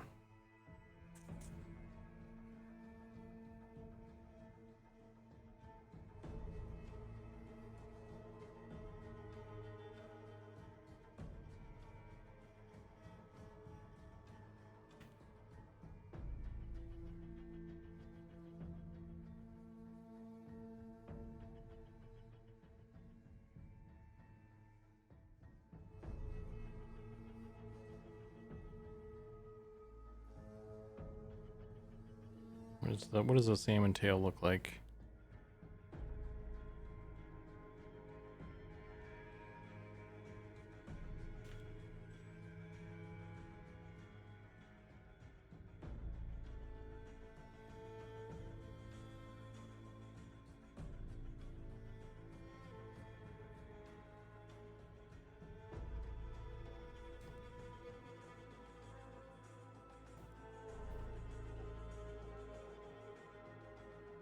Fish heads,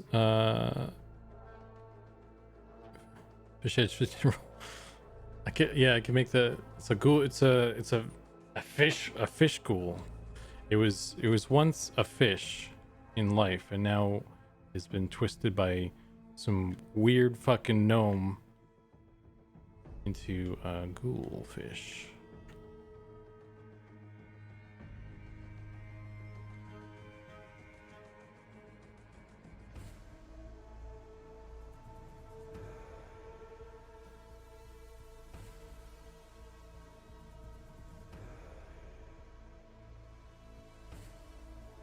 Oh shit, that's not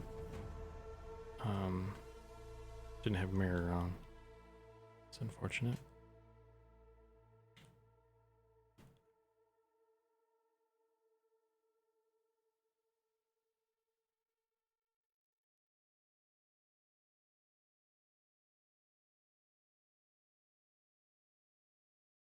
Well, this is a disaster. Anyway, that didn't go how I envisioned it going. I was referring to lizard-like humanoids. Bronze does rust, but it becomes tarnished. It is caused by copper. Well, is tarnished because the reason I mentioned that Elor, sorry, is we have like a list of armor. So we have rusty bronze, we have tarnished bronze, and then we have regular bronze. Like in the kind of progression of the armor list. So tarnished, we have tarnished and we have rusty. And Sean was saying that bronze doesn't rust. So if it tarnishes, it can't both tarnish and rust if tarnish is technically it rusting, I guess. I don't know. I was only commenting that like I didn't know that it didn't rust. Bronze didn't rust. Like even like, you know, I don't know if tarnish counts as rusting or not, but within the context of the armor, the gear in the game, it did make sense to have both in his view. So and I was just surprised to hear the science of metallurgy. So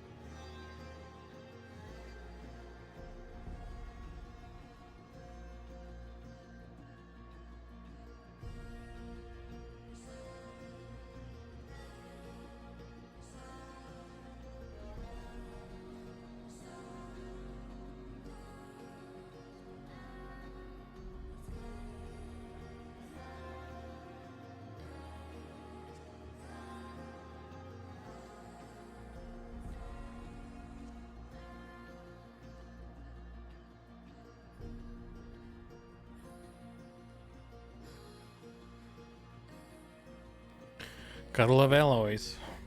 Yeah, I saw that. I'll have to check it out in more detail after because you know my reading comprehension is shit, so I can't do it on stream. You guys will be here all night.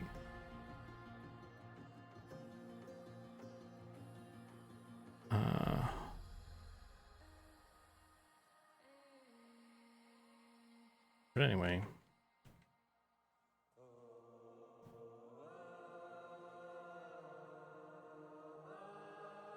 Does this look all goobly?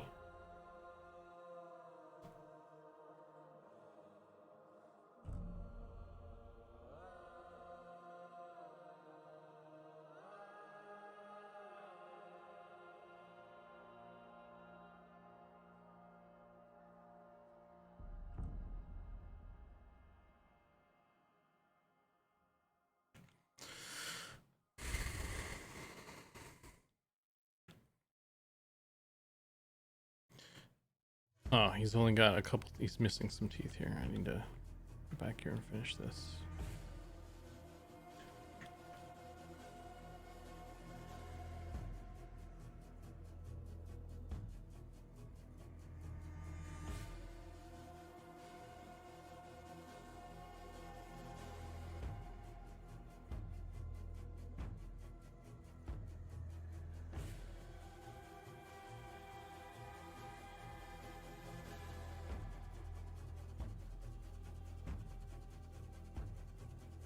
Got into a fight, I see. He didn't want to be a ghoul, but he lost the fight, so.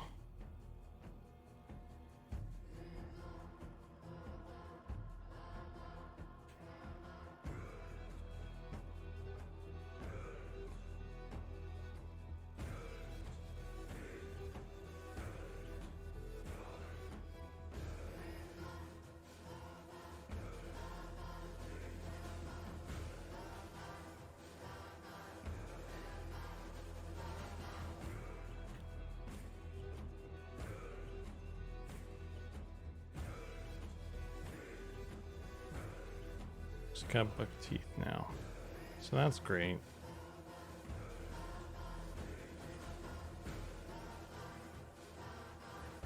That might not be good.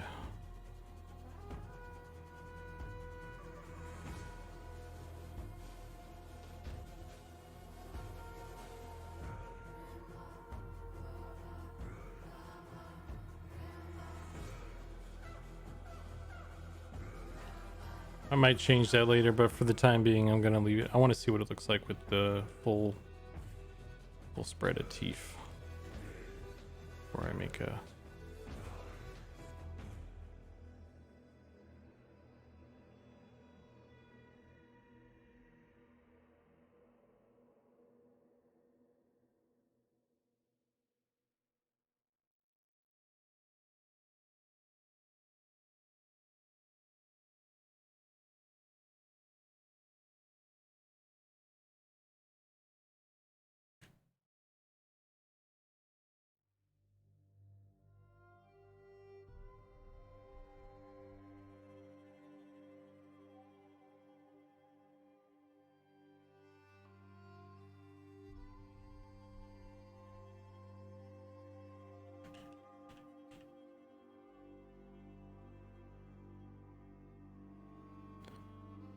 Could use this as a mask. Ah, man, you know what? That was another thing I was interested in testing out was when I was doing the armor, we have a mask slot, and I wanted to. I haven't been able to test yet, but I'm wondering if I make a mask texture for your face, the face. Like the head is on a different UV set, and I don't know if it will play nice or not with like armor stuff like that. So I wanted to test it out because and it probably does, to be honest with you. But yeah, because making masks. Like the monk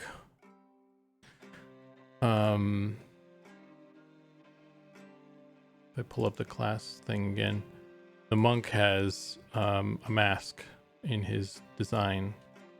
So I think it's built in already, or it's, if it's not built in already, it's like a planned thing, right? So I think that's, I guess the rogue has a thing too. So it'll be fun to have that stuff. And I was thinking about making the Shadow Knight armor next.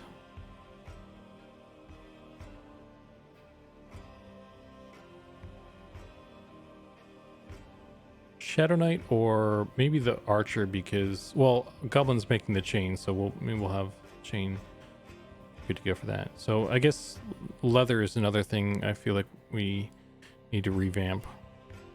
So yeah.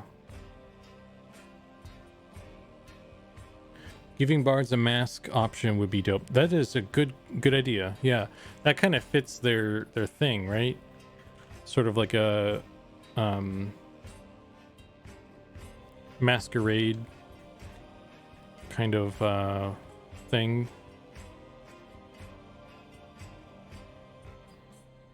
Masked singer. There's going to be someone that names their character that for sure. It's going to be one of you guys too.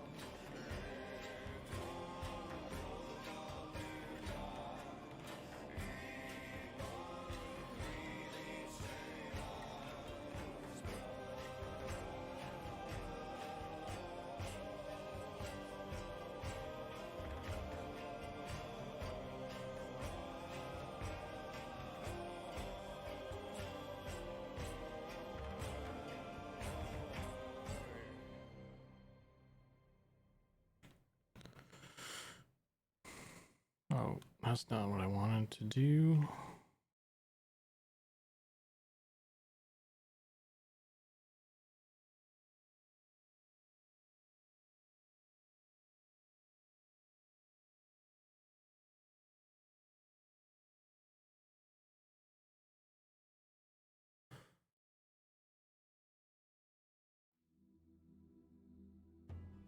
I always play Bard when available. I never really I liked the Bard. I never really played one seriously though. I got one to level 30. I feel like I've gotten multiple Bards to level 30, but yeah, I don't know what it is about them. Then I just because I don't really have any desire to do the kiting thing. It's not really my style.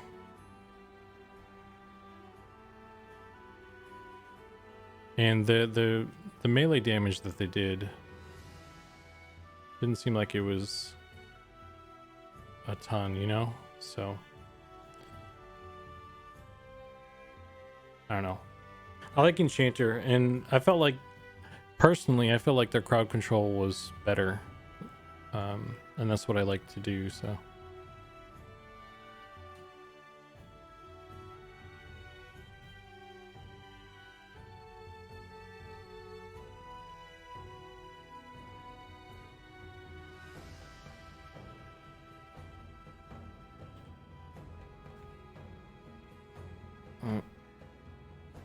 oh,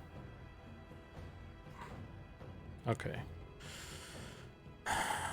So now that we got some teeth, how do we feel about him? I think that looks good. Uh-oh. They vary greatly from game to game.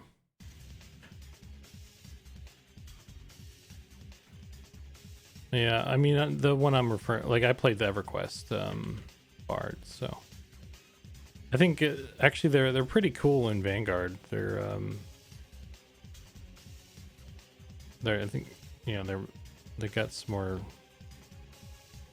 so they're more melee focused. I think with they have, at least they don't use their songs like directly to kill stuff like in EverQuest.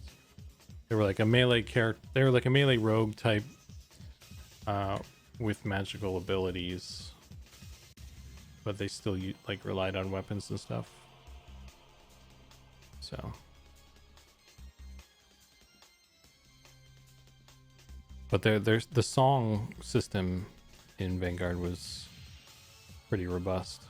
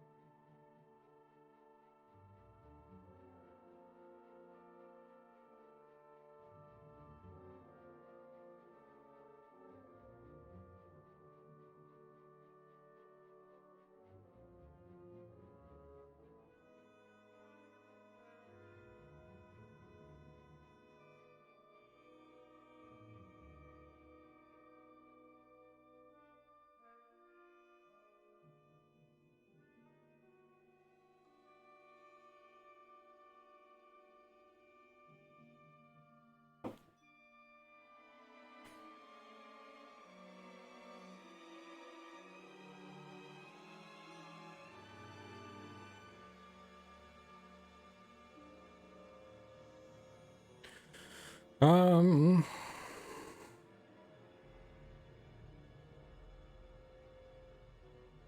yeah, this works, I guess. Um,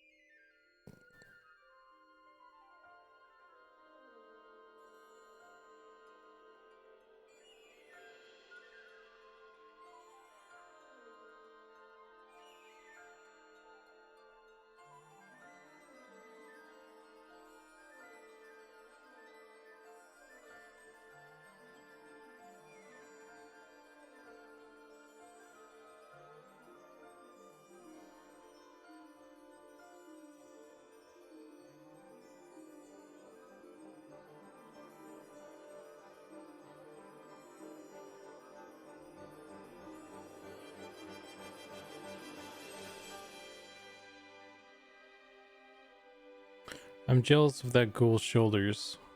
Must help swimming upstream. I bet he doesn't have to hold his breath because he's undead, right? So.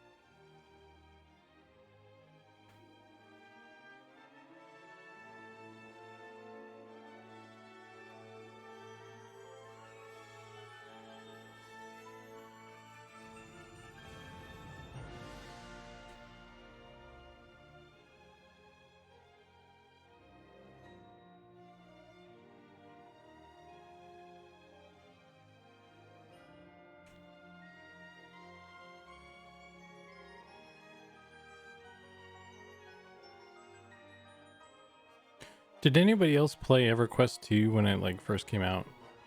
It's like this title music like is really great, and it makes me think about like when it first launched and that feeling I had, you know, because like it really hit, you know.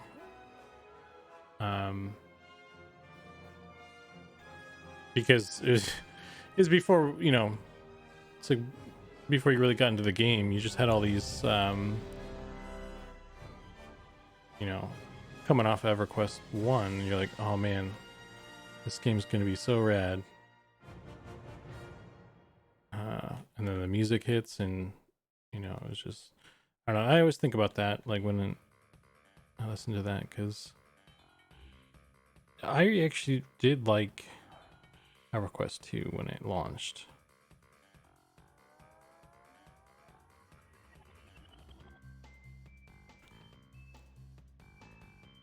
I thought the way they did like the character progression and stuff where you didn't really pick your class, that was pretty interesting. You didn't pick your class at the start anyway.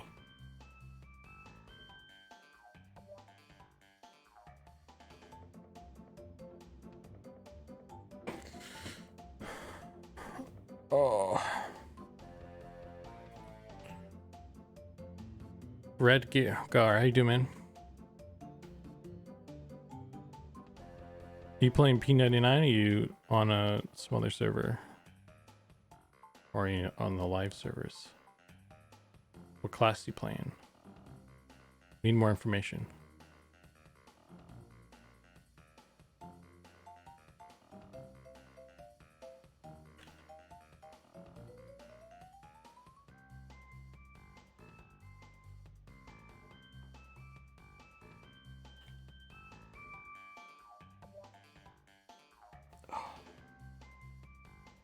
I did a very short time. When I saw what they did to the Erudites and Enchanters, I left. Yeah, the Enchanter thing, or I mean the Enchanters, the Enchanters are one thing. The Erudites, yeah, the Erudite thing was that was pretty. It's like, what?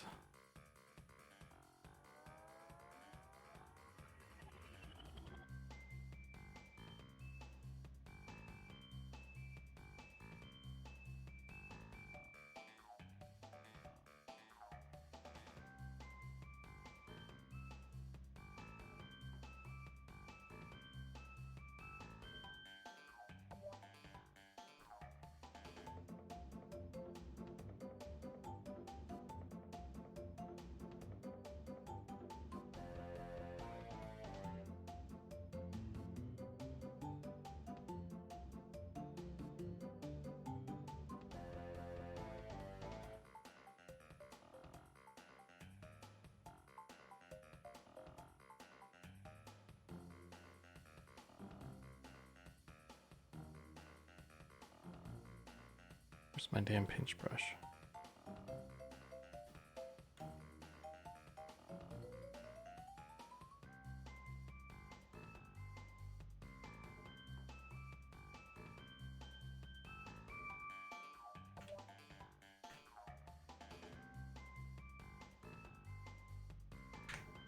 Oh my god.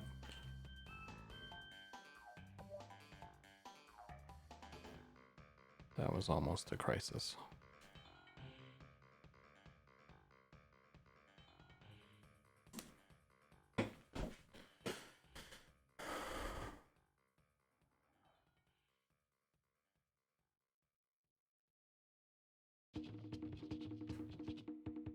Okay, so let's see if I can... Bam. Save that, and then...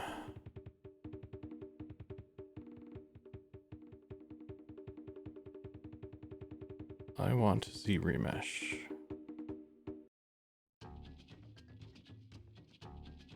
See remesh. Oh. Wanna keep groups.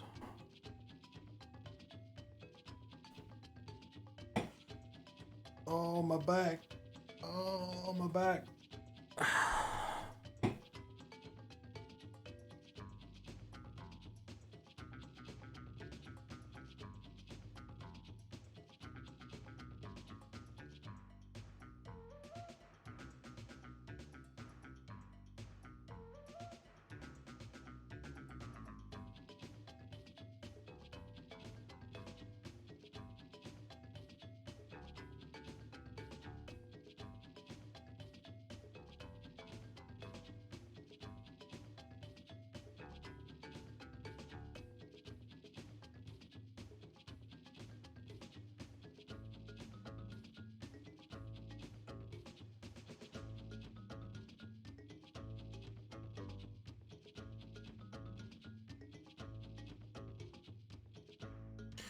Cool.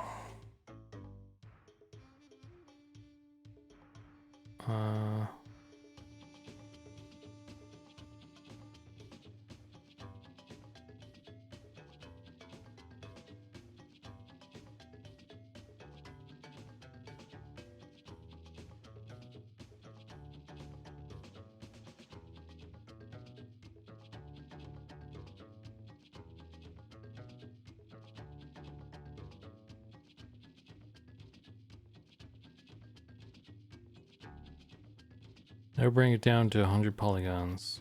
Easy.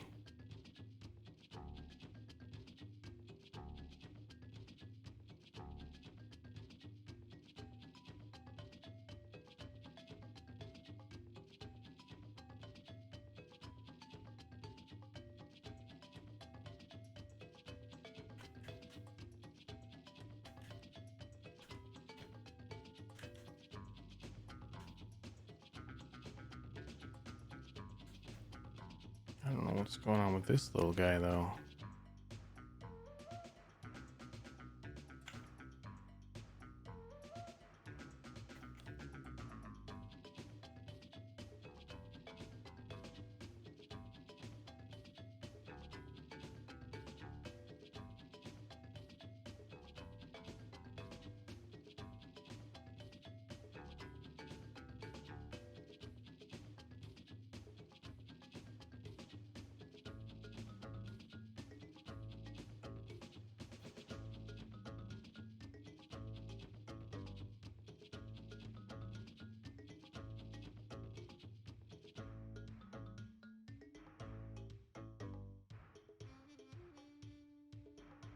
There we go.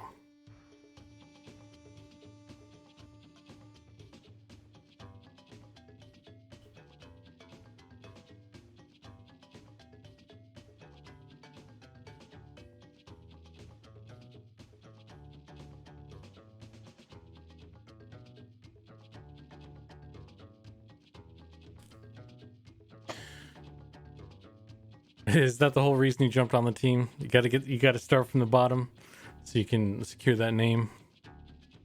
I'm gonna make a character named A Goblin. I'm gonna follow you around and just agree to everything you say.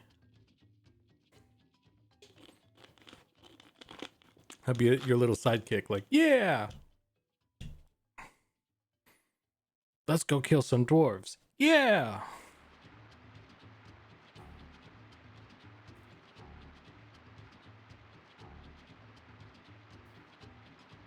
Gulbin? When? What if I claim it first?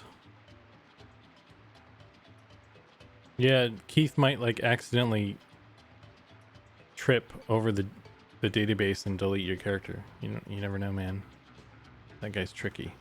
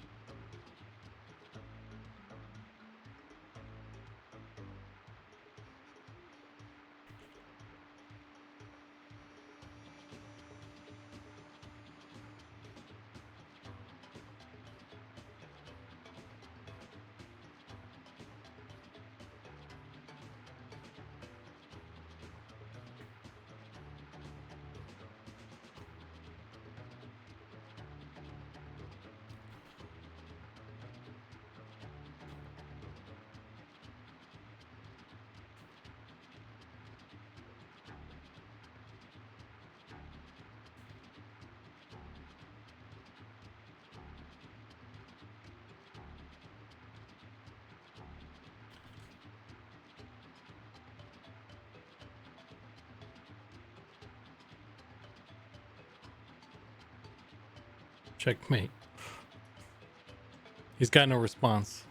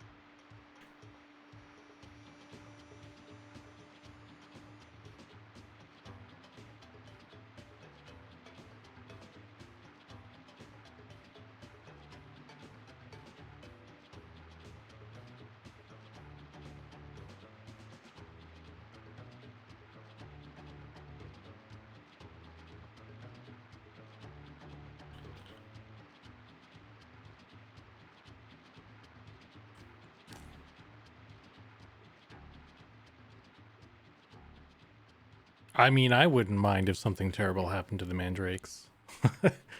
I don't even know if like Keith would care.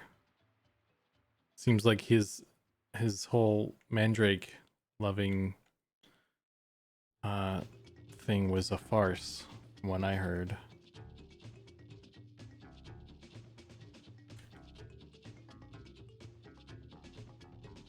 Down with mandrakes, down with mandrakes. Everybody chant with me.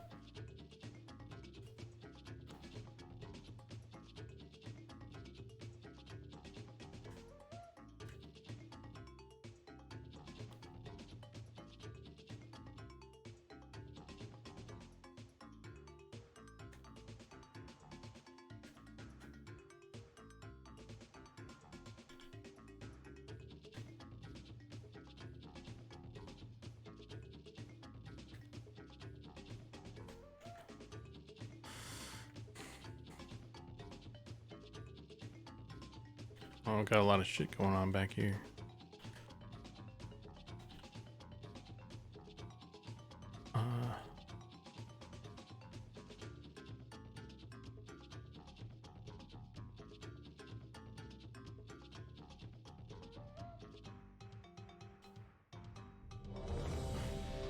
Stoic Outrider, how you doing?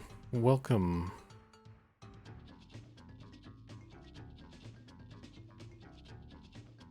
All you had to do, Keith, is not take money.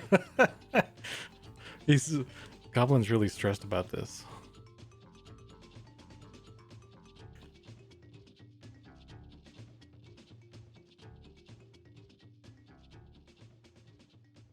Nah, I wouldn't do that. Keith might. I wouldn't do that.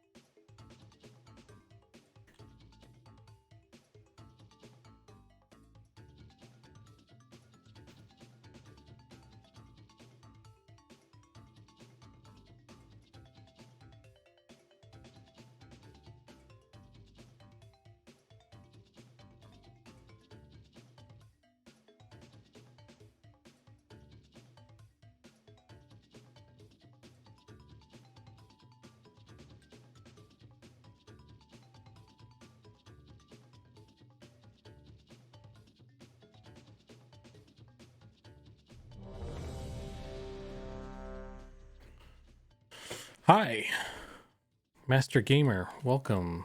How you doing?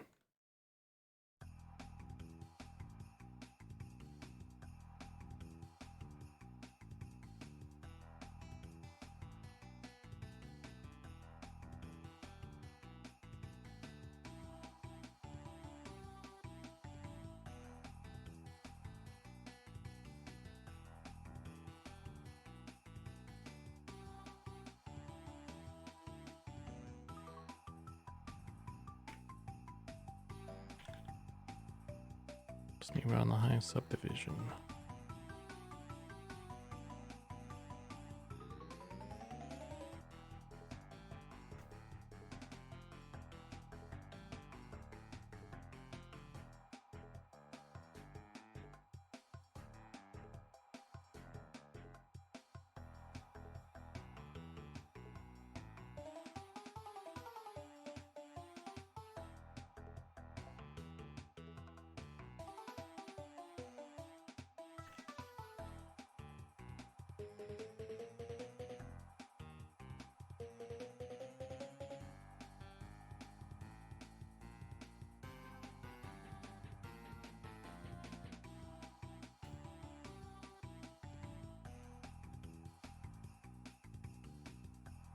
Just kind of messed around playing with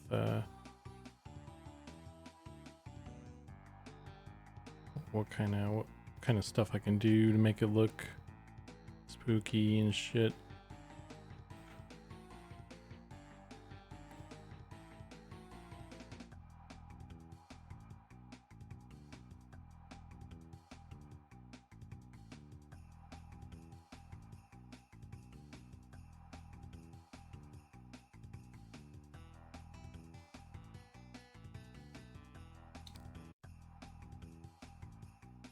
Tree form for druids. Why does everybody want tree form when you got wolf form right there? And would the tree form be functional or just flare?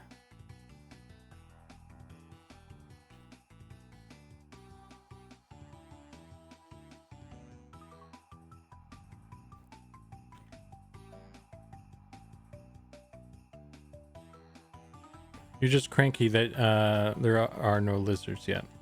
You're not wrong. I mean, that is... I'm a cranky old man, it seems. So... I need my... what do you call it?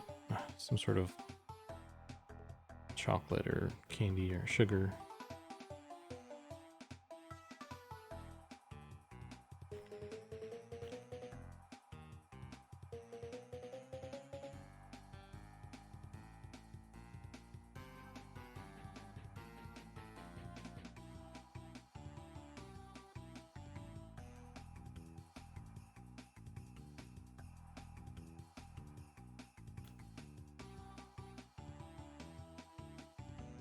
Maybe like tree form in EQ, HP regen. I'm cool with tree form. Like I don't know. I wouldn't necessarily mind a tree form that was like a World of Warcraft sort of tree form in appearance. I think it as a functional thing is a different conversation. So yeah, but yeah, I don't know. I don't know what people's plans are with tree form, but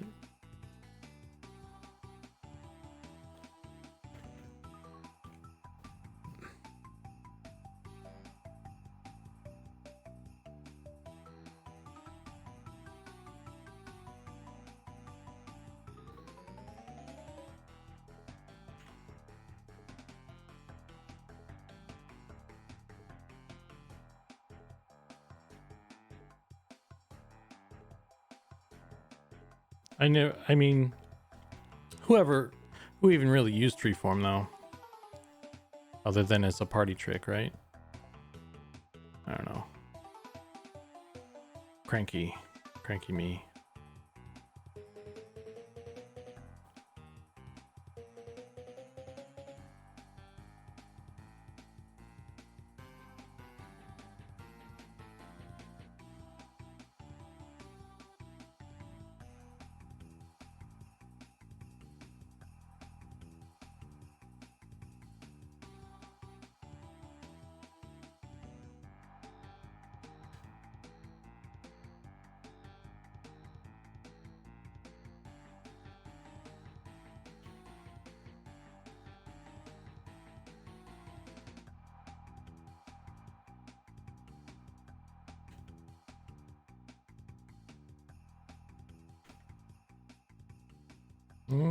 I don't know about that. Smooth that out. Let's just pretend that didn't happen. I'm also realizing this is like kind of spooky. So I don't know. I think that was part of why I was like, oh, I don't know about the teeth initially, because I was like, oh, well, at least my thought was as I was working on it, I was like, I wonder if this is too spooky. I feel like I'm just making like this totally spooky rad thing. So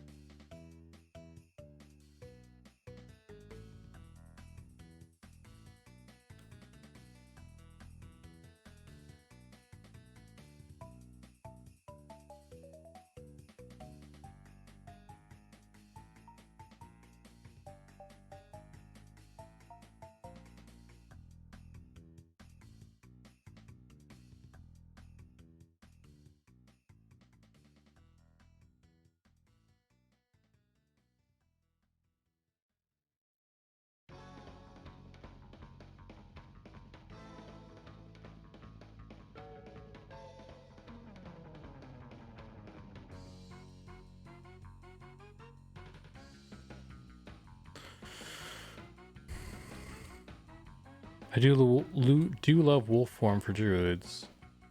Tree form was a fun gimmick, but that's about it in EQ. I can't remember if it made your faction neutral even. I don't think tree form had a faction switch at all.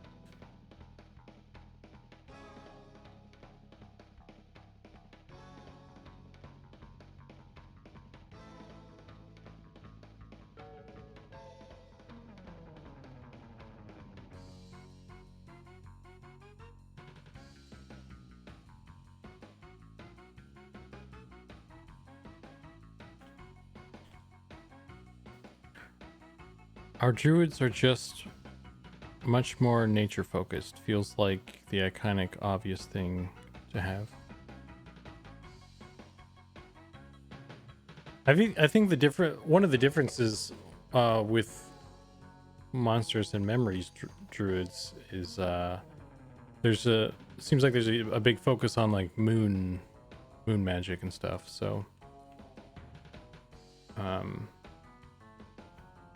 that to me doesn't feel as naturey as some other druid iterations.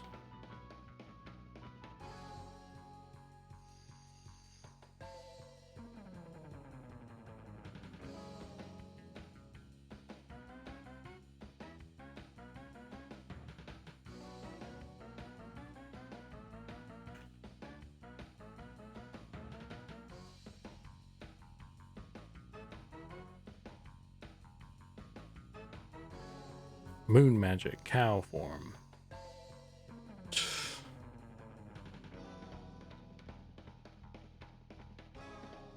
We need to have cows. That was the thing that people harped on it about EverQuest. You could buy milk, but there were never any cows anywhere, so we need to get ahead of that and just make cows before we even have any milk.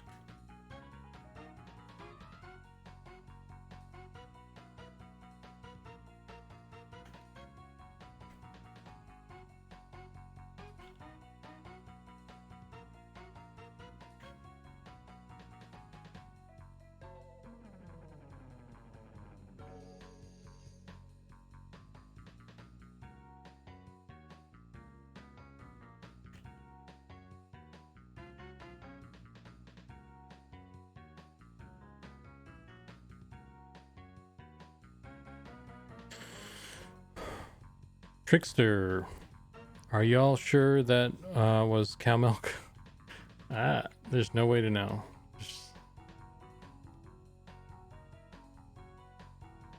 There's no certainty.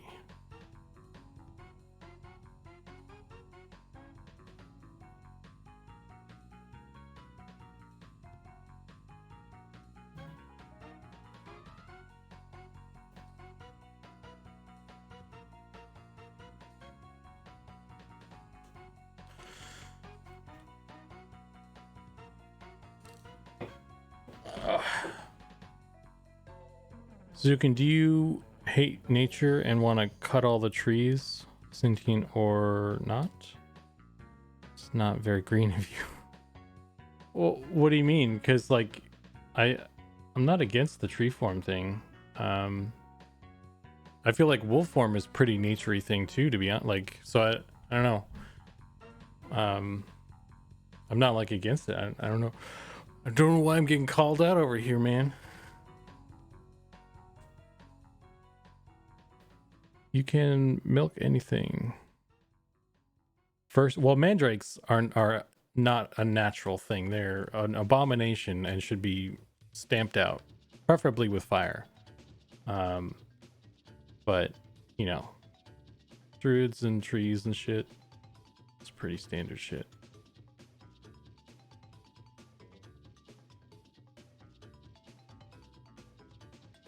So much. You will love playing a halfling. Oh man, I mean, I'm gonna love playing a halfling. But yeah, if like the mandrake is their nemesis and stuff, I would love that. Because like that was, I think the halflings need something. Even if it isn't, even if it doesn't end up being like the mandrake or anything, because the EverQuest halflings kind of had jums, and it wasn't necessarily a nemesis. They grew it, right? So it was like a crop they grew, I think. They were all about jums. But I like that they had their own, they had a thing, right? They also, there was like some brownie that ran around town or something, as well. That was kind of their nemesis, I guess. And I guess they also had Bixies, and goblins. I guess there's a lot of shit around them. They were a busy folk, but I don't know. In terms of like agriculture, they had the jum going for them. So I don't know. I thought it would be cool if we had something. And the fact that it's like a sentient thing, it's an interesting thing, you know?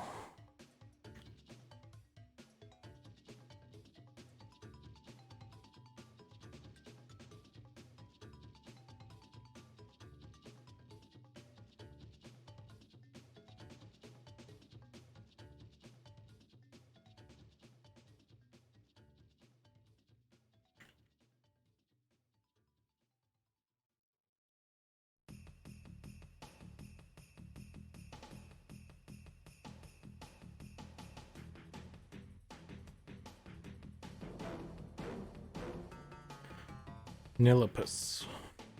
That motherfucker. There, you know what? Mangler was kind of Mangler kicked my ass more than Nilipus. Nilipus wasn't even aggro. He was just kind of a dick. But Mangler would fuck you up.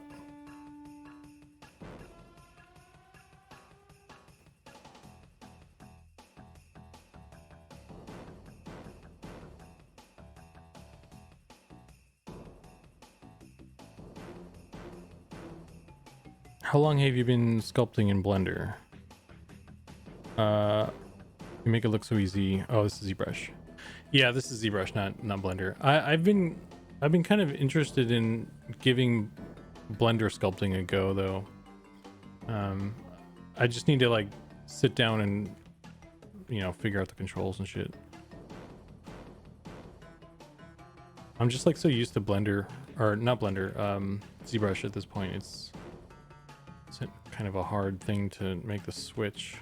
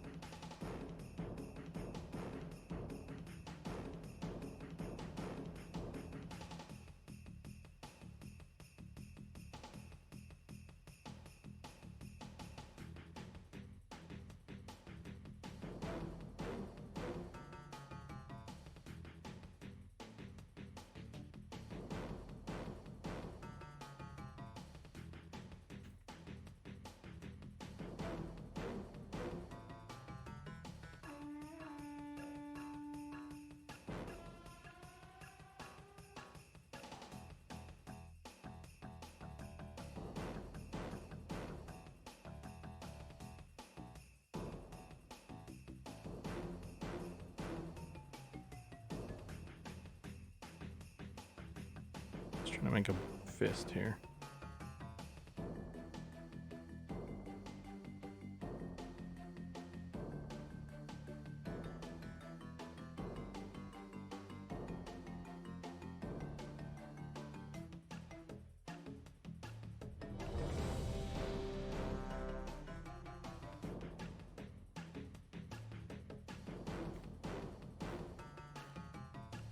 This hurts my head. Fists are hard to do here.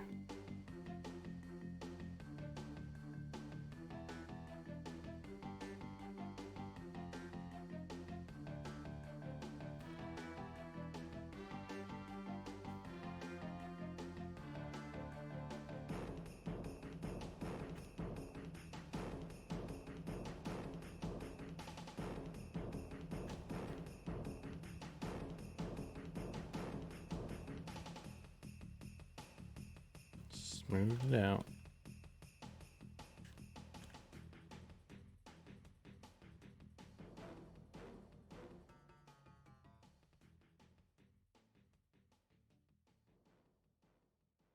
Oops.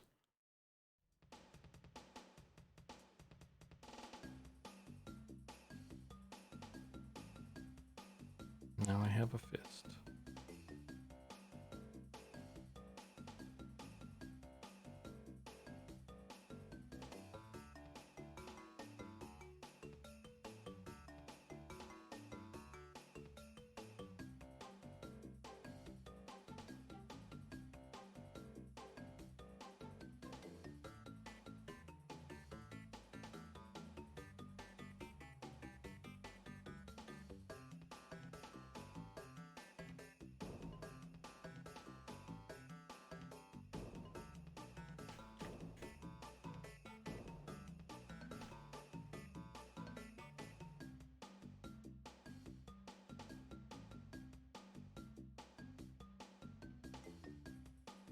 Oops.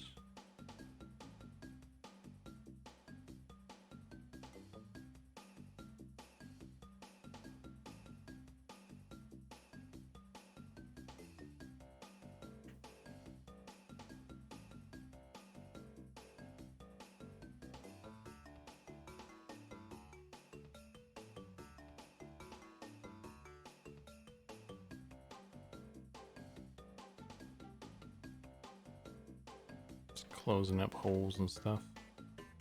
So I don't need. I just want it to be like a ball right now, so that's what I'm just trying to do.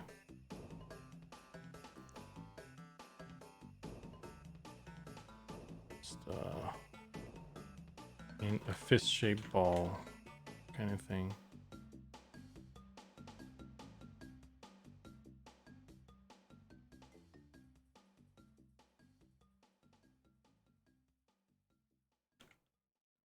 There. Something like that. It always looks off still or something, so I don't know. I need to, but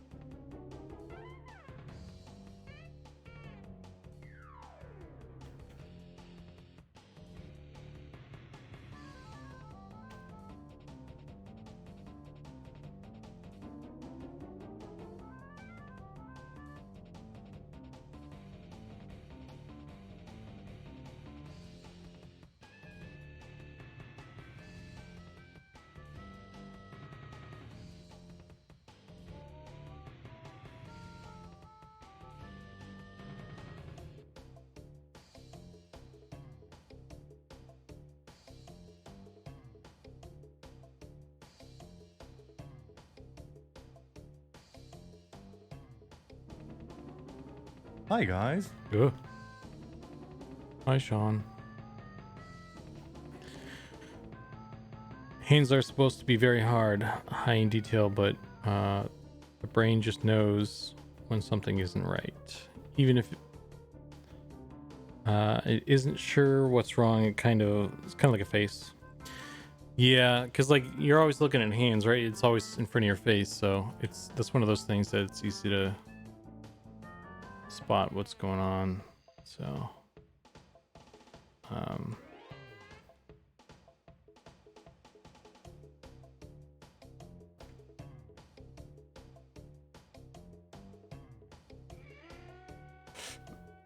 I don't have to spend a ton of time, I think, on this though, fortunately.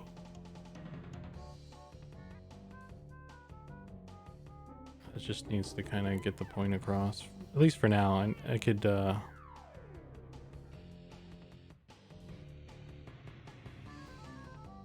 always go back to it and stuff.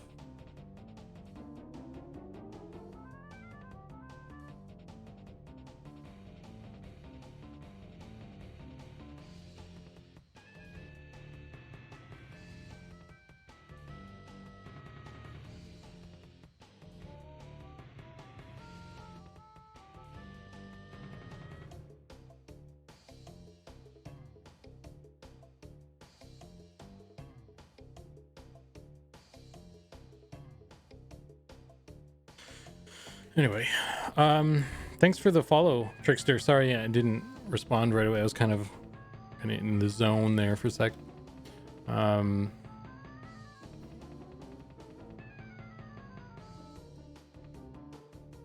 yeah, yeah, hands, man. I need to spend more time practicing hands and stuff. I'm not like the bee's knees at them.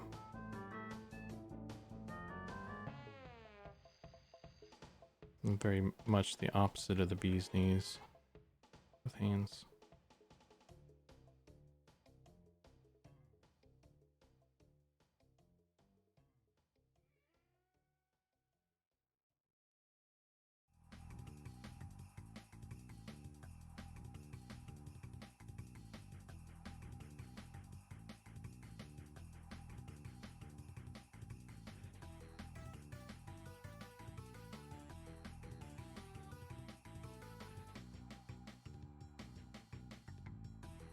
This isn't half bad though.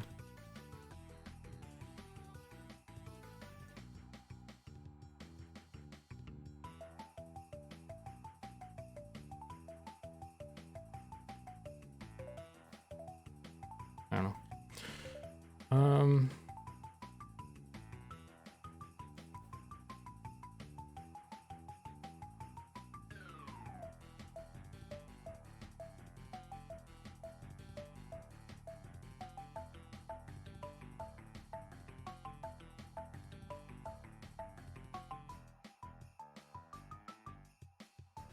Autosave. Blender's autosave is both amazing and sometimes annoying. Or I keep calling this Blender for some reason, but it's not Blender, it's ZBrush.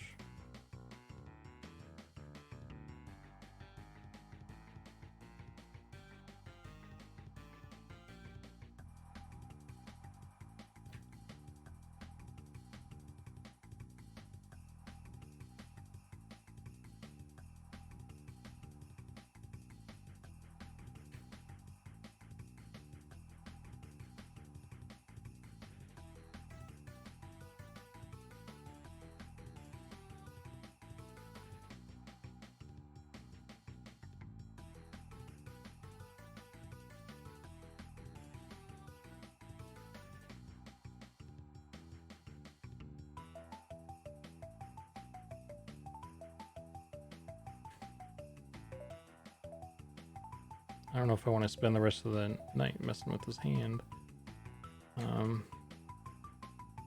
So I'm just gonna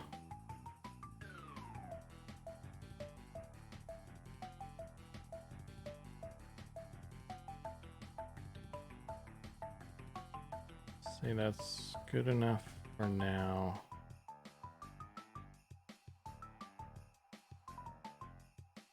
We'll come back to it.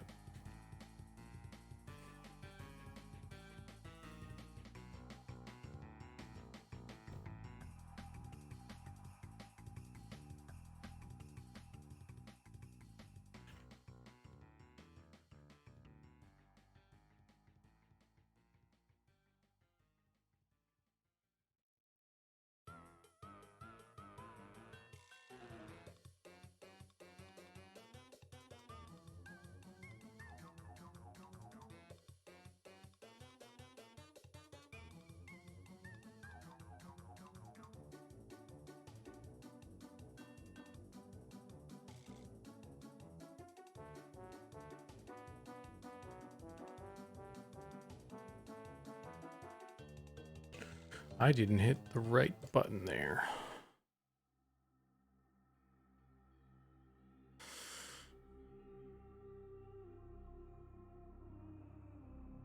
Didn't keep the groups because I didn't tell it to keep the groups.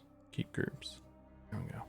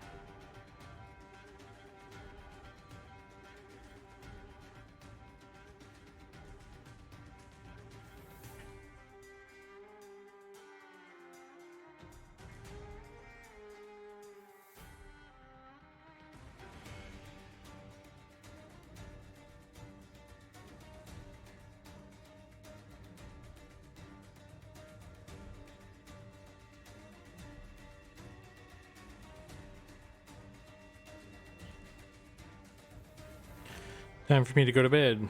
All right, Sakai. Thanks for hanging out, man. Catch you later.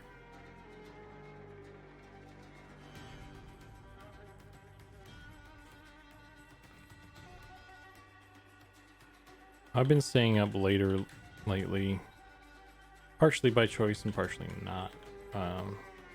So I might have a longer stream tonight.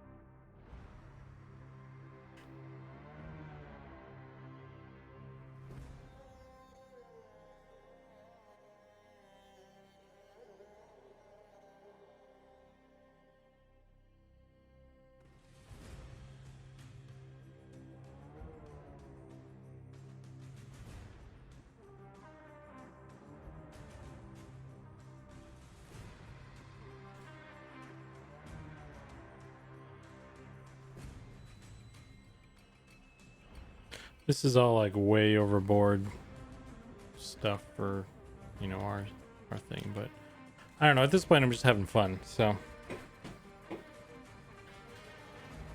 what are you gonna do?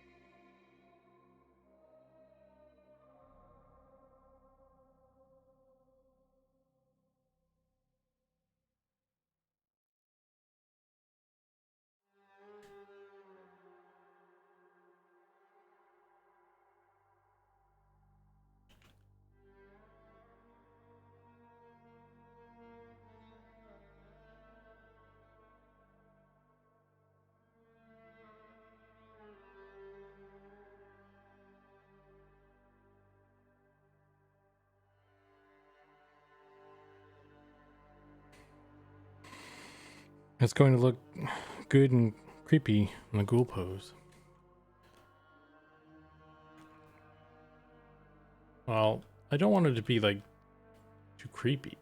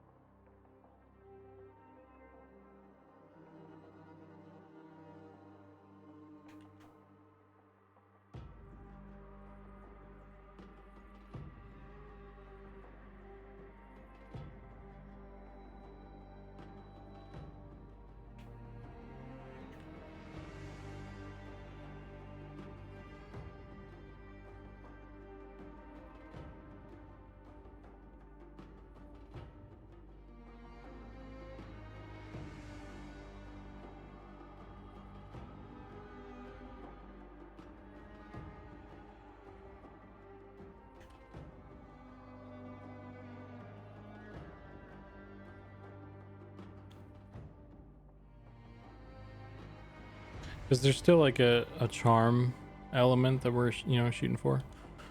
So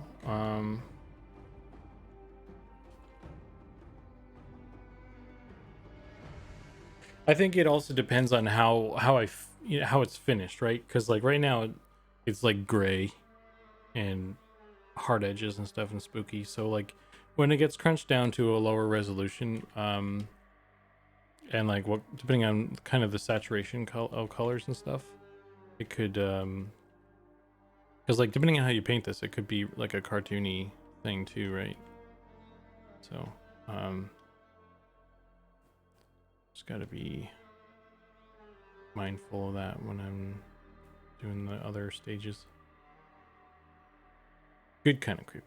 Yeah, it's definitely not like, I don't think it's too like gory or anything like that, but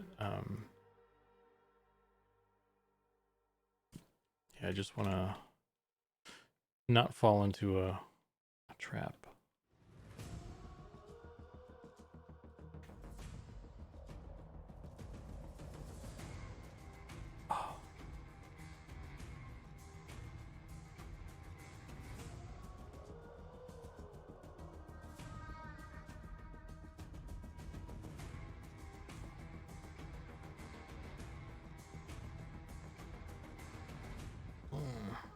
My neck gets real sore.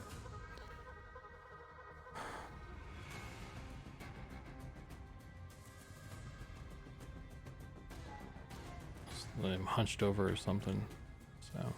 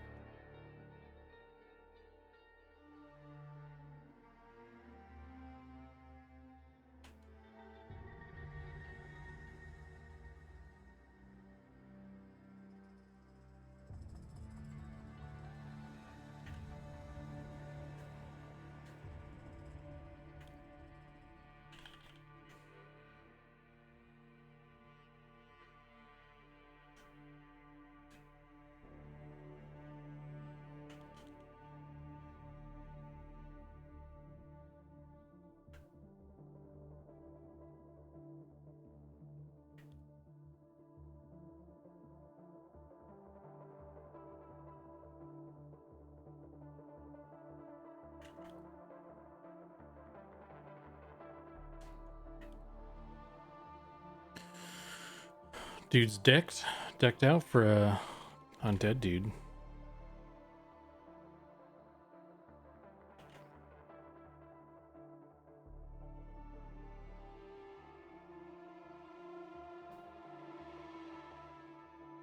Kind of makes you want to get all corrupted and shit. Gain this hot body in 3 easy steps.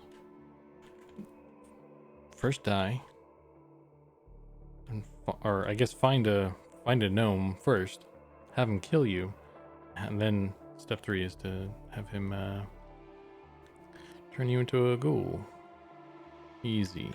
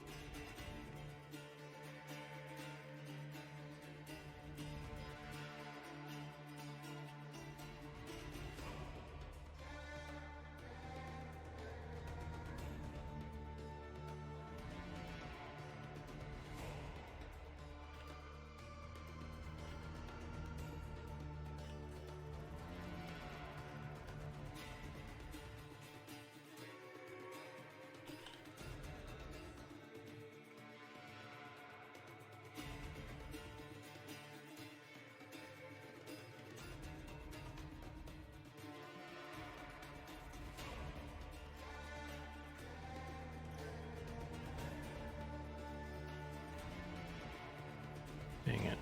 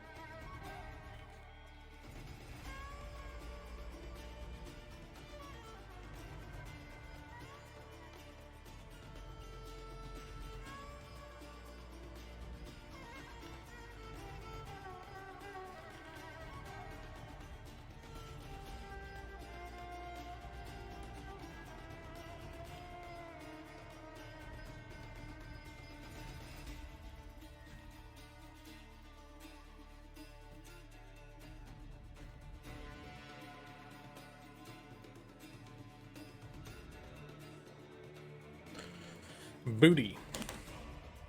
That ghoul's got some cake. It's got some sharp cake. Cupcakes.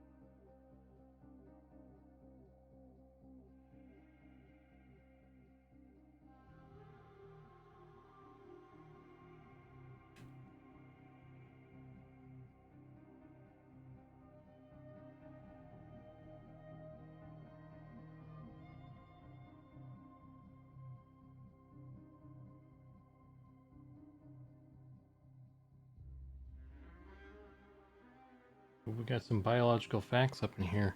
Haven't had them in a bit.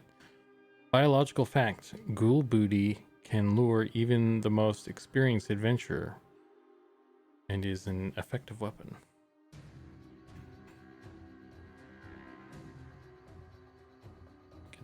Get them lady ghouls.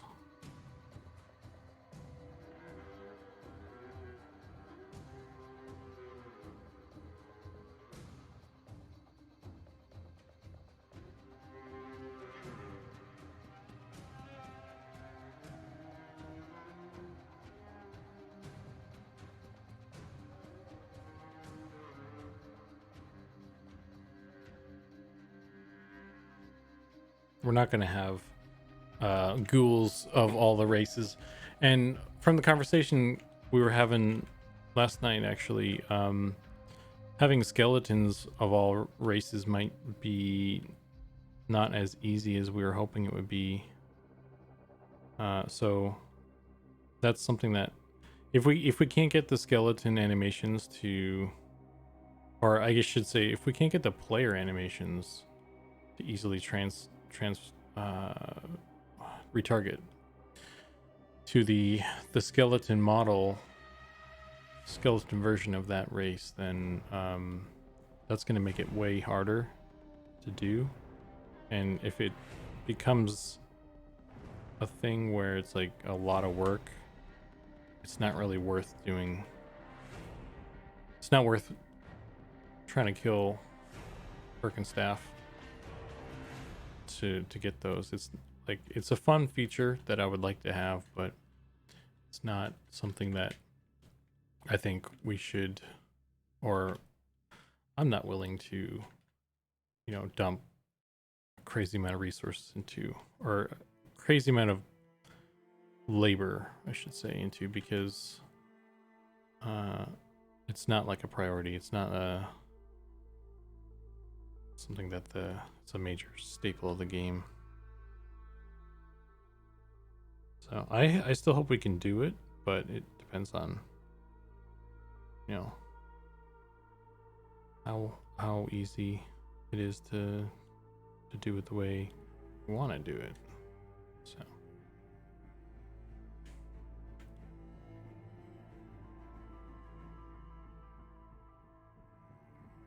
maybe something to add over time, different skeletons. Maybe. Yeah, I guess that's one way we could do it, I suppose, is we could just have like a larger skeleton, like a construct, or it's just some other kind of skeleton that we add in later for something specific, I guess. We'll see.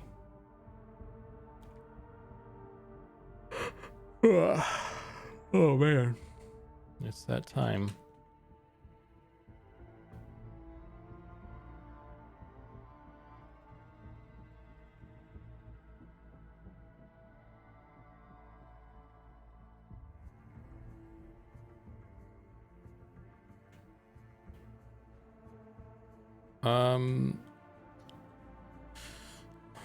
It's been like 10 years now, I think. It's crazy. I've been working like for 7 years in at the company I work at for my day job, and then it was like another, so I guess maybe 9 years.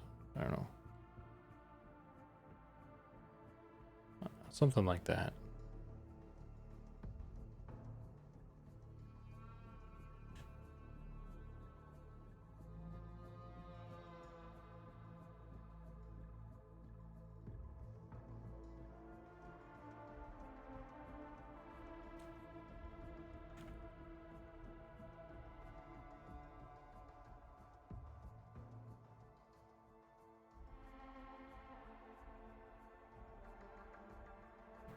Some ridiculous number.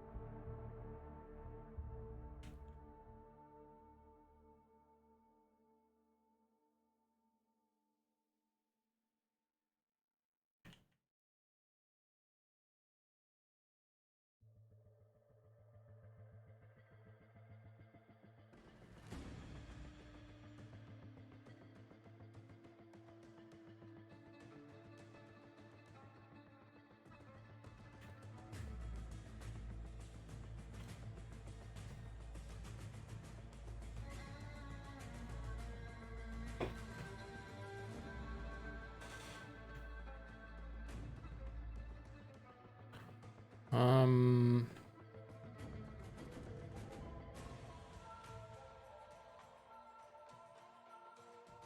might I don't know. We'll see.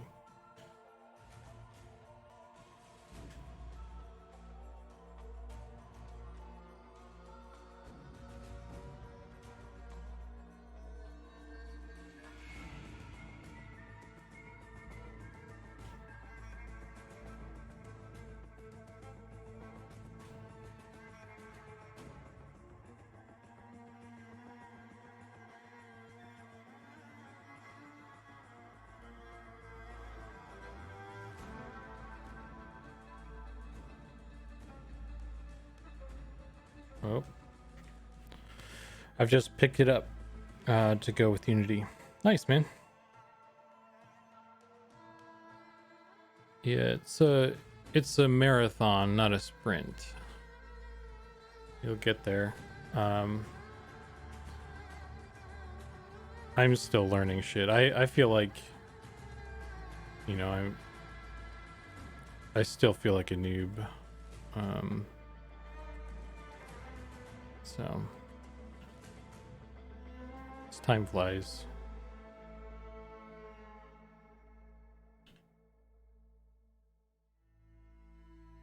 Oh, okay.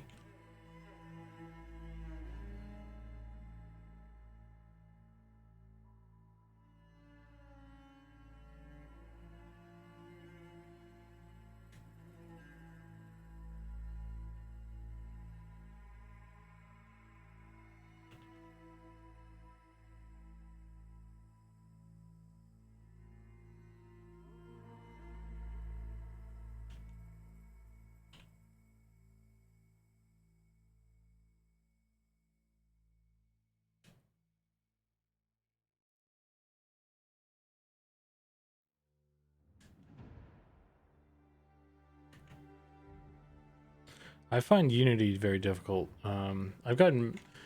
It also depends on like.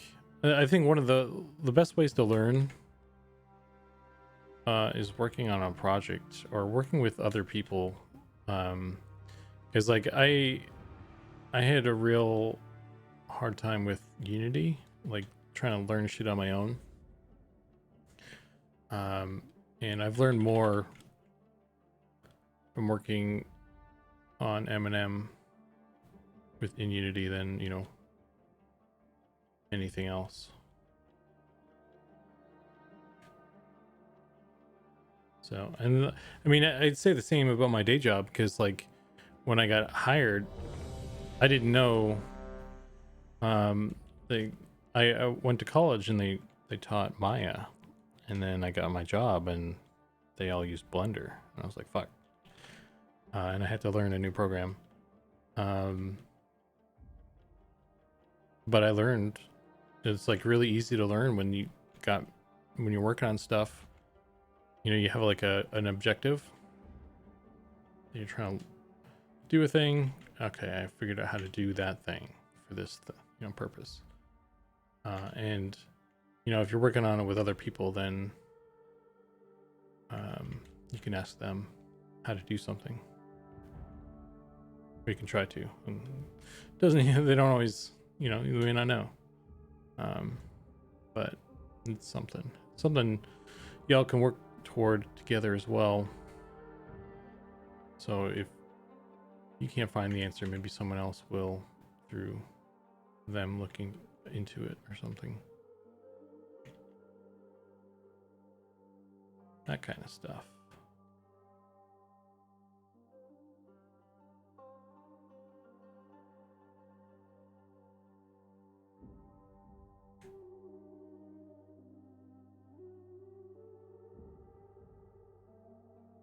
Stew just making you thirsty.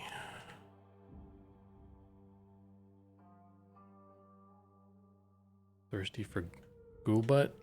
Ghoul cake?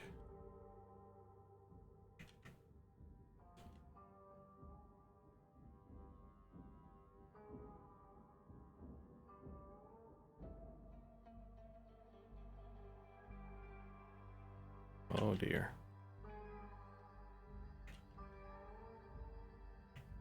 Let's not do that. Undo.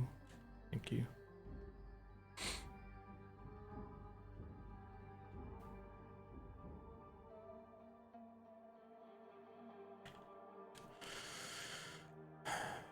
Okay, I have not done shit to the feed here, so there's that.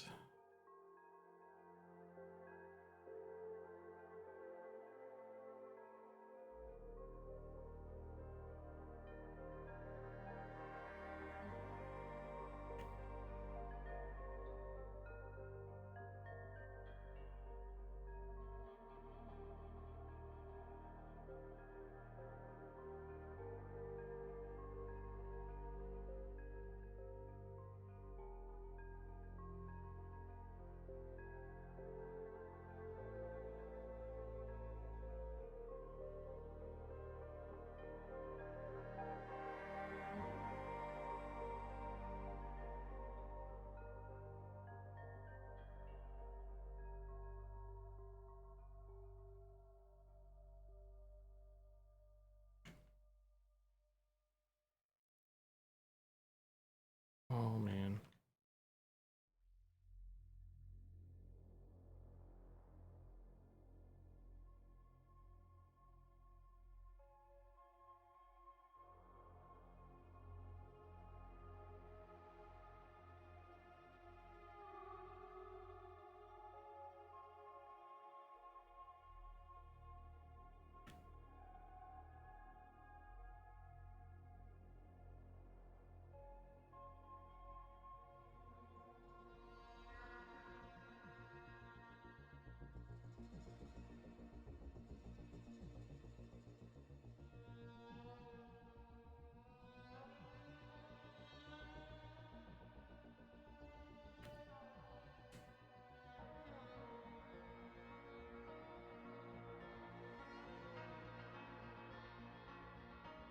Oatmeal monster.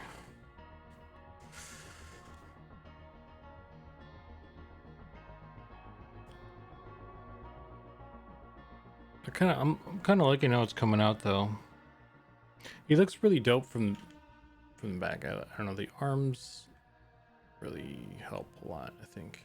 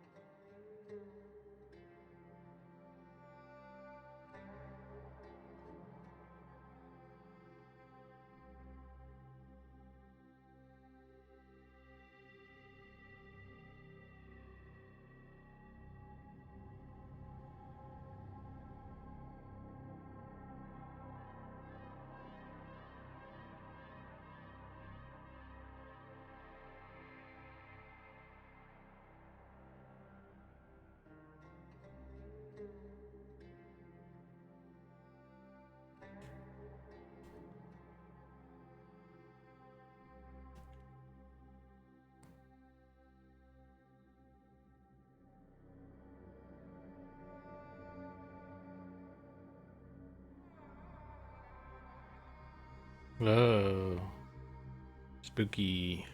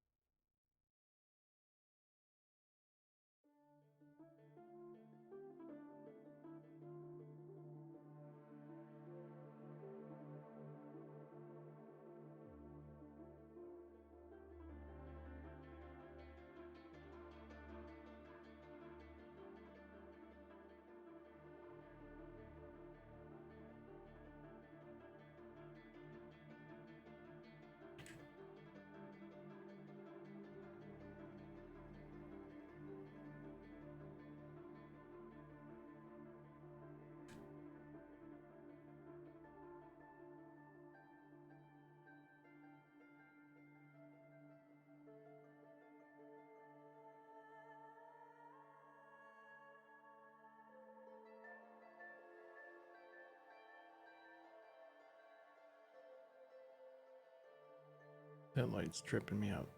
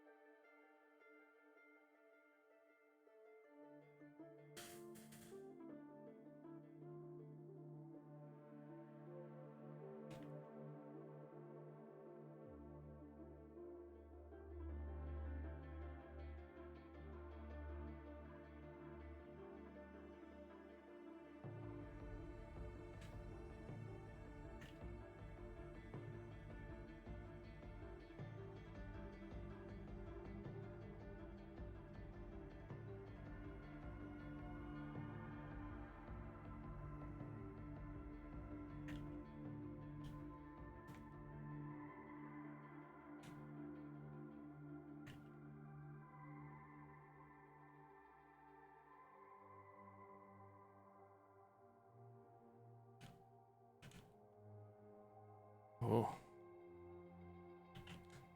No, there's a hotkey for that.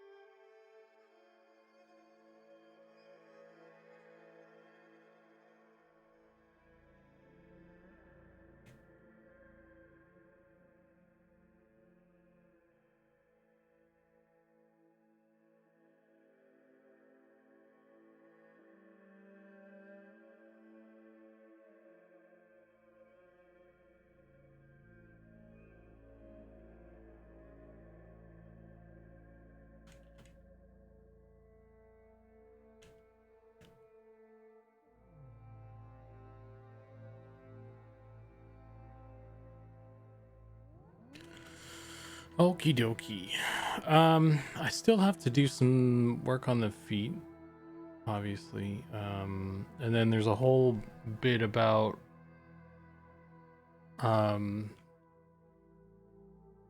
combining everything and then making the low poly and stuff. which I'm not going to get done tonight. And I'm kind of running out of steam here, so I think this is probably a good stopping point.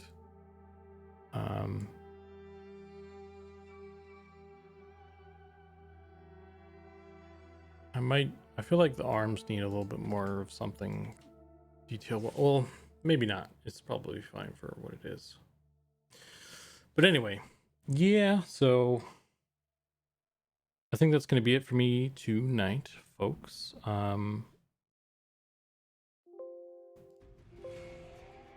Oh, wait. Let's save this again. I'm always like paranoid. Save changes. No.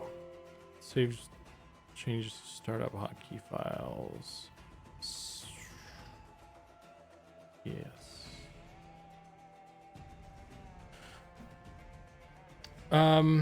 Thanks, man. Yeah, I think that was pretty good progress, actually.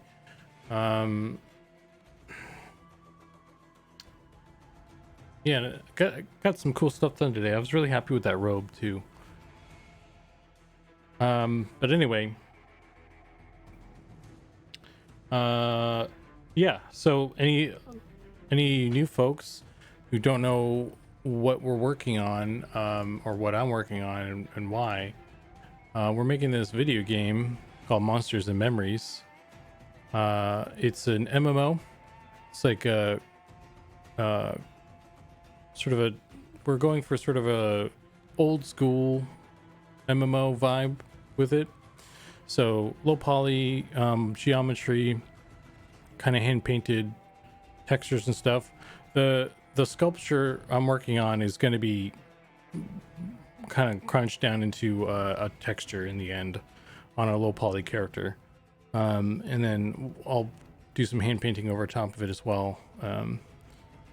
But if you don't know what it is, our game is, you can always go to monstersandmemories.com, where you'll see a bunch of cool screenshots and drawings. And if you go to the updates page, it's got all the updates that we've done for the past year or 2 years. And there's more information there about it and stuff. And we have a Discord. There's a bunch of links up here in the top corner here. If you want to join the community, be a part of the thing, and catch more streams of mine, and also other team members also stream. Sean, a loving robot, he streams. Nick has streamed in the past, but not recently. Harrison, he does environment art, 3D environment in art, 3D environment art in Unity, if you're interested in that stuff. And then Goblin does the concept art and texture work and stuff, who streams kind of erratically. He's an erratic fellow. So but yeah. And then we have other team members as well, but they don't all stream, so you have to read their stuff on your own time. But yeah, that'll be about it for me, and I will see you guys on Thursday, which will be the next time I stream. And thanks again for all the follows and the chats and stuff. It's always good to have folks around. I appreciate it.